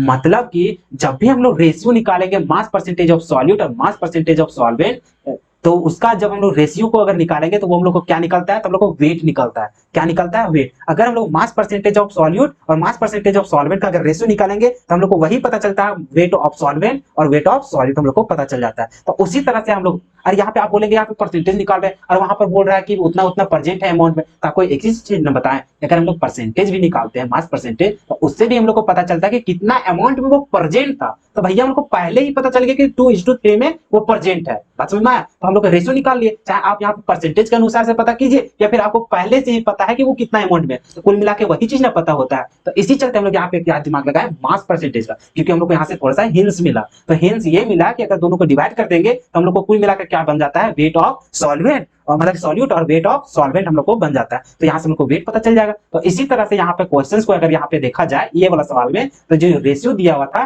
तो ये रेशियो कुछ होता नहीं, वही चीज हम लोग अगर यहाँ पे लिखेंगे कि कितना वो परसेंट है, तो हम लोग यहाँ पे ये भी लिख सकते हैं कि क्या लिखेंगे कि मास परसेंटेज, क्या लिखेंगे हम लोग, अगर इस तरह से लिखेंगे कि मास परसेंटेज इस वाला, अगर जो अमाउंट वाला रहता है, चलिए अच्छा से लिख ही देते हैं, मास परसेंटेज ऑफ NaOH, ठीक है, बटा में क्या हो जाएगा यहाँ पे, तो मास परसेंटेज ऑफ क्या हो जाएगा हम लोग को, वाटर हो जाएगा, क्योंकि वहां पे वाटर दिया हुआ है सॉल्वेंट के रूप में। चलिए ये हो गया। तो ये दोनों जब हम लोग निकालते हैं तो हम लोग को क्या पता चल जाता है, तो वेट ऑफ सॉल्यूट और वेट ऑफ सॉल्वेंट हो जाता है। अगर हम लोग को रेशियो निकालते थे तो हम लोग को उसका क्या हो जाता था, अमाउंट को हम लोग को पता चल जाता था। तो इस तरह से यहाँ पे देख रहे हैं उसका रेशियो हम लोग को दिया गया। तो रेशियो कितना दिया गया भैया, तो हम लोग को पता है कितना, तो 2:3। तो यही चीज हो गया ना, पहले NaOH है तो उसका हो जाएगा 2 और वाटर में क्या हो जाएगा हम लोग को 3 हो जाएगा, क्योंकि जिस तरह से यहाँ पे लिखा जाता है उसी तरह से उसका अनुपात भी दिया हुआ रहता है। तो ये पता चल गया। अब इसी के बराबर हम लोग को क्या हो जाता है, उसका वेट हो जाता है। तो यहाँ पे हम लोग को समझ में आ गया कि जो वेट ऑफ बी होगा, मतलब कि सॉल्यूट का जो वेट होगा NaOH का, वो कितना हो जाएगा, 2 ग्राम हो जाएगा, और WA का कितना हो जाएगा हम लोग को 3 ग्राम हो जाएगा। कोई दिक्कत नहीं। तो चलिए इस तरह से हम लोग समझ में आ गया कि जो WB होगा वो कितना हो जाएगा हम लोग को 2 हो जाएगा, और वही अगर हम लोग WA की बात करेंगे तो ये हम लोग को क्या हो जाएगा, 3 हो जाएगा। यहाँ से किसी तरह का कोई दिक्कत नहीं होना चाहिए। तो इस तरह से जब हम लोग को पता चल ही गया कि ये इतना इतना ग्राम में प्रेजेंट है, तो अब हम लोग को निकालना क्या है, तो हम लोग को निकालना यहाँ पे क्या चीज, तो हम लोग को यहाँ पे वेट निकाल, मतलब कि मास परसेंटेज निकालना है। तो हम लोग यहाँ पे डायरेक्टली एक नया स्लाइड हम लोग ले लेते हैं ताकि आपको वहां पे आंसर, क्योंकि इतना तो आया नहीं। चलिए तो यहाँ पे हम लोग क्या लिखेंगे, तो यहाँ पे हम लोग को दिया था क्या चीज, वेट परसेंटेज या फिर मास परसेंटेज। चलिए आराम से लिख देते हैं यहाँ पे मास परसेंटेज।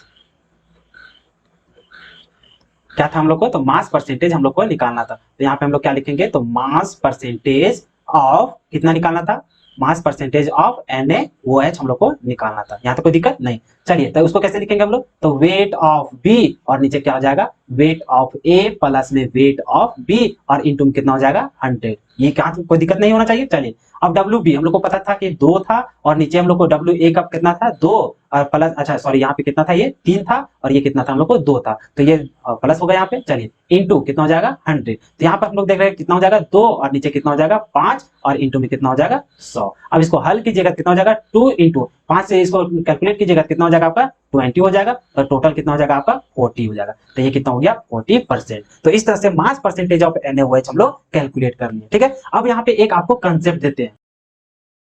तो देखिए कंसेप्ट ये चीज है, यहाँ पे पढ़िए, रेशियो दिया जाएगा, जब भी हम लोग को रेशियो दिया जाएगा और रेशियो ही पूछा जाए तो उस समय हम लोग क्या करेंगे, रेशियो जो दिया रहेगा उसी को हम लोग एब्सोल्यूट वैल्यू हम लोग मान करके चलते हैं। जैसे कि यहाँ पे हम लोग क्या था, उसका अमाउंट का रेशियो दिया गया था और हम लोग को पूछा भी क्या था, तो अमाउंट का रेशियो ही पूछा गया था। तो इसी चलते वो अमाउंट को हम लोग क्या किए, तो एब्सोल्यूट अमाउंट हम लोग लेकर के चले, कि वहां पे रेशियो था 2:3 था, मतलब 2:3 था, तो उसको हम लोग क्या लिए 2 ग्राम, और उसको क्या लिए हम लोग को 3 ग्राम लेकर के चल दिए। लेकिन ऐसा हम लोग कब लेंगे, जब हम लोग को रेशियो दिया जाए और फिर हम लोग को रेशियो पूछा जाए, तो वैसा केस में हम लोग क्या करेंगे, उसको एब्सोल्यूट वैल्यू लेकर के चलेंगे। और ऐसा नहीं कि अगर जब हम लोग को रेशियो दिया जाएगा उसको हम लोग रेशियो पूछा नहीं जाएगा तो उस समय हम लोग को रेशियो को एब्सोल्यूट वैल्यू पूछ ले, मतलब कि मान लेंगे इसको, ऐसा हम लोग कभी करेंगे नहीं। 2 को 2 ग्राम नहीं मान लेंगे, उसमें हम लोग को वैसा सतर्क करके रहना पड़ेगा। लेकिन आप कैसे पता करेंगे, आप तो कंफ्यूज हो गए होंगे कि हम ये बात तो समझ रहे हैं कि यहाँ पे हम लोग को रेशियो दिया गया था, ये रेशियो हम लोग को पूछा कहाँ गया था, जो आप जबरदस्ती बोल रहे हैं कि यहाँ पे रेशियो पूछा गया है कि नहीं, आपके मन में तो ऐसा सवाल चल रहा है। अभी मैं आपको लेकर चलता हूँ, अब आपको यहाँ पे लेकर चलता हूँ कि यहाँ पे देखिए क्वेश्चन में दिया गया था रेशियो,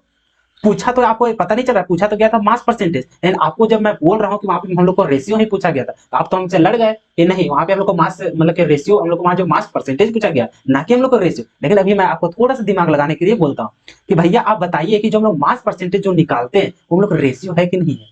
हम लोग क्या करते हैं, मास परसेंटेज कैसे निकालते हैं कि टोटल में से हम लोग देखते हैं कि जिसका हम लोग निकालना है वो कितना प्रेजेंट है। तो हम लोग क्या करते थे, टोटल को हम लोग, मतलब कि जो हम लोग को जिसको निकालना है उसका अमाउंट और टोटल जो अमाउंट होता है वो दोनों को हम लोग डिवाइड करते हैं, तो उससे भी हम लोग क्या मिलता है, रेशियो मिलता है कि नहीं मिलता है, मिलता है कि नहीं मिलता, तो आराम से मिलता है। तो हम लोग को जो ये रेशियो ही तो निकालना, तो आप इस बात को समझने की कोशिश करें कि जब भी अगर आप परसेंटेज भी निकालते थे, जैसे यहाँ पर आप रेशियो ही ना निकाल रहे हैं कि जितना जिसको हम लोग को निकालना था और टोटल में से तो वो दोनों को डिवाइड करने से हम लोग को क्या मिलता था, रेशियो ही मिलता था। तो ये भी जो आप मास परसेंटेज भी जो निकालते हैं वो भी हम लोग को क्या है, एक तरह का रेशियो है। तो हम लोग को ये निकालना क्या था, हमको एक रेशियो ही निकालना था। तभी ना आपको बताया कि टोटल में से हम लोग को कितना परसेंट उसमें हम लोग को मतलब कि वो अमाउंट प्रेजेंट है, तो वो भी हम लोग का एक रेशियो है कि इतना, मतलब कि जैसे हम लोग बताएं कि 100% में हम लोग को देख रहे हैं कि 20% वो प्रेजेंट है, तो वो भी हम लोग एक रेशियो निकाल रहे हैं कि 100 में से कितना प्रेजेंट है, 20%। तो इस तरह से तो वो भी हम लोग एक तरह से क्या है, रेशियो है। तो इसी चलते और हम लोग को दिया भी क्या चीज, मतलब कि क्वेश्चन में था हम लोग को, तो वो भी हम लोग को रेशियो में ही दिया हुआ था। किसमें था, रेशियो में दिया था। और हम लोग को जो मास परसेंटेज निकालना होता है वो भी एक तरह का क्या है, हम लोग का रेशियो है। तो इस तरह का सवाल जब भी आपको फेस करना पड़ेगा तो उसमें आप क्या कीजिएगा, जब भी हम लोग यहाँ पे रेशियो जो दिया रहेगा उसको हम एब्सोल्यूट अमाउंट लेकर के चलते हैं, ठीक है ना। तो इसी चलते यहाँ पे जब इसका दिया था ना कि हालांकि मैं इस तरह से लिख ही दिया था, लेकिन अगर आपको इस तरह का बात नहीं समझ में आया होगा तो आप यहाँ पे डायरेक्ट इस तरह से लिख सकते हैं कि जो रेशियो रहेगा उसको हम लोग एब्सोल्यूट उसका अमाउंट मान के चलेंगे। क्यों, क्योंकि यहाँ पे आपको पहले ही बता दिया कि NaOH और वाटर जो प्रेजेंट है, तो प्रेजेंट है तो वहां पे हम लोग उसका अमाउंट ही लेकर के चलेंगे, कोई दिक्कत। यहाँ पे जब रेशियो में दिया है और यहाँ पे हम लोग अमाउंट का पता है, मतलब कि हम लोग को वेट का जरूरत है, तो वही रेशियो को हम लोग क्या लेंगे, वहां पे उसका वेट लेकर चल देंगे। कोई दिक्कत यहाँ तक, कोई दिक्कत नहीं ना हुआ। चलिए, तो इस तरह से यही हम लोग यहाँ पे एक कंसेप्ट आपके साथ जोड़ दिए हैं कि जब भी कोई क्वेश्चन में हम लोग को रेशियो दिया जाएगा और उस समय अगर हम लोग को फिर से रेशियो ही पूछा जाएगा तो उस समय वो रेशियो को हम लोग क्या लेंगे, एब्सोल्यूट वैल्यू लेकर के चल देंगे। कोई दिक्कत। तो ये था आपको बहुत ही इंपॉर्टेंट आपका ये क्या चाहिए, कंसेप्ट दिया गया, ठीक है। तो इसको आप याद रखिएगा। इस तरह का क्वेश्चन आपका डीपीपी में जब मैं दूंगा तो वहां पर भी एक दो क्वेश्चन ऐसा डाल दूंगा ताकि आपका रिवीजन हो सके और आपके दिमाग में ये बैठ सके, ठीक है, कि ऐसा क्वेश्चन को हम लोग इस तरह से सॉल्व करना है। कोई दिक्कत। अगर टफ भी लगा होगा तो आप इसको दोबारा भी देखेंगे तो आपको समझ में आ जाएगा, लेकिन मुझे ऐसा नहीं लग रहा कि ये क्वेश्चन आपको टफ लगा होगा, आपको सारा बात अच्छा तरीके से समझ में आ गया। चलिए, तो नेक्स्ट हम लोग टॉपिक को डिस्कस करते हैं। देखिए, जितना क्वेश्चन हम लोग ज्यादा तो नहीं करवा सकते हैं, ये हम लोग होमवर्क के तौर पर देंगे, वो किस में, तो डीपीपी के रूप में। तो उसको आप खुद से घर में तैयारी कीजिएगा, ठीक है। तो तैयारी करने के बाद अगर उसको बनाएंगे तो बनाने के बाद अगर कहीं भी कुछ प्रॉब्लम हो जाता है तो आप मुझे कमेंट कर सकते हैं। ऐसे भी तो आपका टेलीग्राम ग्रुप बनाया गया है जिसमें आप तो कोई भी किसी तरह का कमेंट कर सकते हैं, कुछ भी क्वेश्चन पूछ सकते हैं। अगर आप उस सारा चीज के बारे में नहीं जान रहे तो आप मेरा पिछले वीडियो जो जहां पे मैं बैच के लिए जो अनाउंस किया वो वीडियो आप देखेंगे तो वहां पे सारा कुछ पता चल जाएगा कि कैसे हम लोग डॉट वगैरह सारा कुछ पूछ सकते हैं। तो वैसे करके भी आप हमसे पूछ सकते हैं। और रही बात अगर जो कम क्वेश्चन रहेगा तो उसका हम लोग सॉल्यूशन भी आपको ला करके देंगे यूट्यूब में, ठीक है। तो इस तरह का कोई टेंशन मत लीजिए, बस यहाँ पे मेहनत करते चले जाइए, आपको सारा कुछ यहाँ पे करवाया जाएगा। चलिए, कंसंट्रेशन में हम लोग एक टॉपिक हम लोग कवर किए, वो क्या था हम लोग को, तो मास परसेंटेज। मास परसेंटेज हम लोग कवर कर लिए। अब सेकेंड में हम लोग जो कंसंट्रेशन टर्म पढ़ने जा रहे हैं वो हम लोग को क्या, वॉल्यूम परसेंटेज। इसका परसेंट यहाँ पे देखिए जब भी हम लोग को दिया रहेगा जैसे मास परसेंटेज, इसका कहने मतलब मास इन मास हम लोग को पूछा जा रहा है। और वही चीज अगर वॉल्यूम परसेंटेज है मतलब वॉल्यूम इन वॉल्यूम, इसका कहने मतलब यहाँ पे हम लोग जो अमाउंट पता करेंगे सॉल्यूट का वो हम लोग किसमें करेंगे, वॉल्यूम में, मतलब ml में पता करेंगे। और वही किसमें रहेगा सॉल्यूशन, तो वो भी हम लोग किसमें रहेगा, वॉल्यूम में रहेगा। बात समझ में आया ना। अगर अलग अलग रहेगा तो वहां पे बता देगा, जैसे कि एक और टर्म पढ़ना है वॉल्यूम इन, मतलब वेट इन वॉल्यूम, मतलब कि जो सॉल्यूट पता करना है वो हम लोग को वेट में पता करना है, और जो सॉल्यूशन रहेगा वो किसमें रहेगा, हम लोग को वॉल्यूम में रहेगा, मतलब ml वगैरह में दिया रहेगा। तो वो भी टर्म तो उसमें क्लियरली बता देगा। लेकिन इसमें क्या है, जब वॉल्यूम इन वॉल्यूम रहता है तो डायरेक्ट वॉल्यूम परसेंटेज बता देता है। जैसे पिछले बार हम लोग पढ़े मास परसेंटेज, उसमें समझ गए कि सॉल्यूट का जो फाइंड आउट करना है वो भी हम लोग को मास में था, और जो हम लोग को सॉल्यूशन का वेट होता है वो भी हम लोग को मास में रहता है, मतलब ग्राम वगैरह में होता है। इसी चलते वहां पे डायरेक्टली मास परसेंटेज यूज किया गया था, ठीक है। अब देखते हैं यहाँ पे वॉल्यूम परसेंटेज होता क्या है, ठीक है। हालांकि वो टर्म को सीख गए तो ये भी बहुत ही अच्छा तरीका से वो भी जल्दी सीख जाएंगे।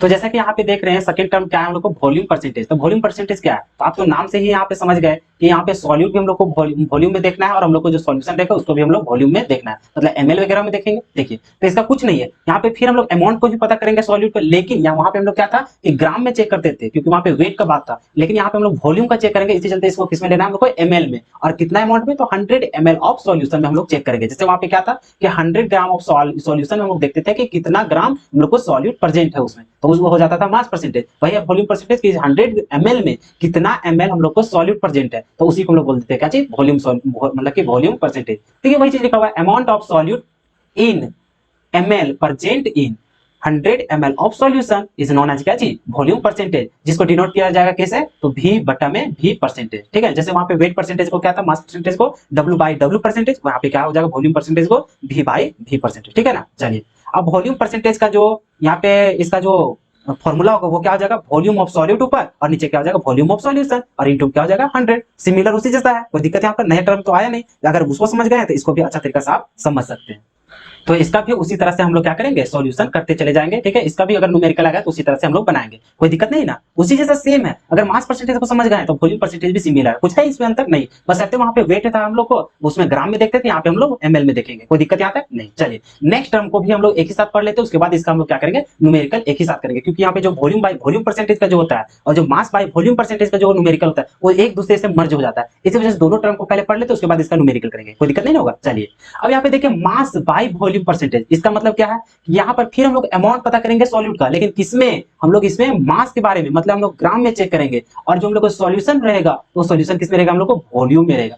बस कुछ तो है ही नहीं, जैसे मास परसेंटेज वॉल्यूम परसेंटेज देखे तो वॉल्यूम परसेंटेज में अभी देखे कि अमाउंट ऑफ जो हम लोग सॉल्यूट देखेंगे वहां पे वो किसमें देखेंगे, एमएल में, जो कि प्रेजेंट रहेगा 100 ml ऑफ सॉल्यूशन में। तो वहां पे वॉल्यूम वॉल्यूम को देख रहे थे, लेकिन यहाँ पे क्या देखेंगे कि अमाउंट ऑफ सॉल्यूट देखें किसमें, ग्राम में, जो कि प्रेजेंट रहेगा किसमें, तो 100 ml ऑफ सॉल्यूशन में। बस वही हो गया इसका डिफिनेशन। तो चलिए वही चीज हम लोग यहाँ पे लिखते हैं। तो देखिए वही चीज को हम लोग यहाँ पे लिख दिए हैं, ठीक है, कि मास बाय वॉल्यूम परसेंटेज क्या होता है, total amount of solute in gram present in 100 ml of solution, उसी को हम लोग क्या बोलते हैं, मास बाय वॉल्यूम परसेंटेज। उसको डिनोट कैसे किया जाएगा, जैसे वॉल्यूम परसेंटेज को था वॉल्यूम इन वॉल्यूम था, यानी ये मास बाय वॉल्यूम है, मतलब कि जो सॉल्यूट लिया जाएगा वो वेट डब्ल्यू में लिया जाएगा, और जो वॉल्यूम यहाँ पे लिया जाएगा सॉल्यूशन को वो हम लोग भी से यहाँ पे डिनोट कर रहे हैं, कोई दिक्कत नहीं ना। सॉल्यूशन यहाँ पे हम लोग को वॉल्यूम के तौर पर रहेगा और जो सॉल्यूट रहेगा वो हम लोग को वेट के रूप में रहेगा, इसी चलते इसको डिनोट किया जाता है W बाई V परसेंटेज। कोई दिक्कत आता है नहीं। तो इसका क्या रहेगा फॉर्मूला, तो W बाई V परसेंटेज मतलब weight by volume percentage of solute is equal to क्या हो जाएगा, तो वेट ऑफ सॉल्यूट और नीचे क्या हो जाएगा, वॉल्यूम ऑफ सॉल्यूशन इनटू में क्या हो जाएगा 100। तो ये हो गया आपका मास बाय वॉल्यूम परसेंटेज का इसका फॉर्मूला और इसका कंसेप्ट। तो बताइए अभी तक आपको तीनों कंसेप्ट में किसी तरह कोई डॉट आया है क्या, नहीं। आपका मास परसेंटेज भी समझ में आ गया, वॉल्यूम परसेंटेज भी समझ में आ गया, आपका मास बाय वॉल्यूम परसेंटेज भी समझ में आ गया। अब चलिए इसका न्यूमेरिकल कुछ हम लोग देखते हैं, ठीक है। न्यूमेरिकल यहाँ पे देखते हैं, जैसा कि यहाँ पे देख सकते हैं density of 20% W by V solution of NaOH is 1.2 gram per ml. Calculate ratio of mass percentage of NaOH and water. अब यहाँ पर देखिए ऐसा सवाल ऐसा करते हैं ना, वीडियो मेरा थोड़ा काफी हो गया लंबा है कि नहीं, और ऐसा करते हैं कि कल इसको हम लोग डिस्क्राइब कर देते हैं, जैसे जो भी क्वेश्चन हम लोग को बचा हुआ है एक ही साथ, और भी इसका एक दो क्वेश्चन और एक्स्ट्रा ले लेंगे और एक ही साथ मर्ज करके हम लोग क्या करेंगे, क्योंकि देखिए इसके लिए फिर एक कंसेप्ट थोड़ा सा बताना पड़ेगा, हालांकि बहुत इजी है, लेकिन इसके लिए क्या करना पड़ेगा, एक कंसेप्ट मुझे ऐड करना पड़ेगा। अगर यदि उसको ऐड करते हैं तो थोड़ा सा वीडियो और क्या हो जाएगा, लेंथ मतलब लंबा हो जाएगा, तो इसके लिए थोड़ा सा हम लोग को मुश्किल होगा। तो कोई बात नहीं, आज हम लोग को फर्स्ट लेक्चर था, तो फर्स्ट लेक्चर में हम लोग को बहुत सारा चीज हम लोग को पूरा बेसिक से बताना पड़ा, बहुत ऐसे चीज थे जिसको हम लोग बार बार उसको रिपीट करके हम लोगों को बताना पड़ा, तो इसी चलते थोड़ा लंबा वीडियो भी हो गया। तो कोई बात नहीं, हम लोग थोड़ा देर ही सही लेकिन अच्छा से हम लोग पढ़ते चले जाएंगे, इस तरह से पढ़ेंगे कि आने वाले दिन में हम लोग दोबारा इसको मेहनत करने की जरूरत नहीं पड़े, ठीक है ना। और इसी तरह से हम लोग छोटा छोटा चीज को हम लोग पढ़ते चले जाएंगे और एक ही बार हम लोग हाई लेवल तक भी पहुंचेंगे। हम लोग IIT जैम तक का क्वेश्चन हम लोग यहाँ पे अटेंड करने की कोशिश करेंगे, जेईई मेंस नीट तो ये तो ऐसा हो गया, वो सारे चीज हम लोग यहाँ पे क्या करेंगे, कवर करने की कोशिश करेंगे। तो इसमें कोई डॉट नहीं रहेगा, कोई दिक्कत नहीं होगा। और अगर इस लेक्चर में अगर कहीं भी थोड़ा सा भी अगर मुश्किल लगा होगा तो आप उस वीडियो को थोड़ा सा फिर से देखने की कोशिश करें, ताकि आपको और अच्छा तरीके से समझ में आ सके, ठीक है। और फिर भी अगर कुछ कंफ्यूजन रहेगा तो आप नीचे अपना कमेंट करके बता ही सकते हैं, या तो फिर आप ग्रुप में कुछ मैसेज कर सकते हैं, ताकि मैं उसका सॉल्यूशन अगले लेक्चर में बता सकूं, ठीक है। उम्मीद है कि आपको सारा अच्छा तरीके से कंसेप्ट समझ में आ गया होगा, और जो डॉट है तो वो तो मुझसे पूछ ही सकते हैं। अब रही बात आप इसका, जैसे कि अभी तो सिर्फ आप वीडियो देख रहे होंगे, हो सकता है थोड़ा सा आप न्यूमेरिकल को खुद से प्रैक्टिस किए होंगे, और अगर यदि आपको इसका नोट्स की जरूरत है तो आप मेरे टेलीग्राम में जाकर के ज्वाइन हो सकते हैं। अब कैसे ज्वाइन होंगे और क्या सर्च करेंगे, इस सारे चीज का इंफॉर्मेशन मेरा जो पहला जो ये जो बैच का लॉन्च कर रहे थे इससे पहले जो वीडियो अपलोड था उसमें आप जाकर के देख सकते हैं, उसमें सारा कुछ इंफॉर्मेशन दिया गया है, और मैं आपको क्या क्या करवाने वाला हूँ वो सारा कुछ उसमें डिस्क्राइब किया है। तो दोबारा क्या उसमें मैं आपको डिस्क्राइब करूँ, है कि नहीं। तो चलिए इन सभी बातों को मैं यहीं पे खत्म करता हूँ, मैं फिर से अच्छा सा लेक्चर लेकर के और बहुत सारा न्यूमेरिकल और ज्यादा लेकर के आऊंगा अगले लेक्चर में। तो चलते फिर से हम लोग मिलते हैं अगले लेक्चर में, तब तक के लिए जय हिंद।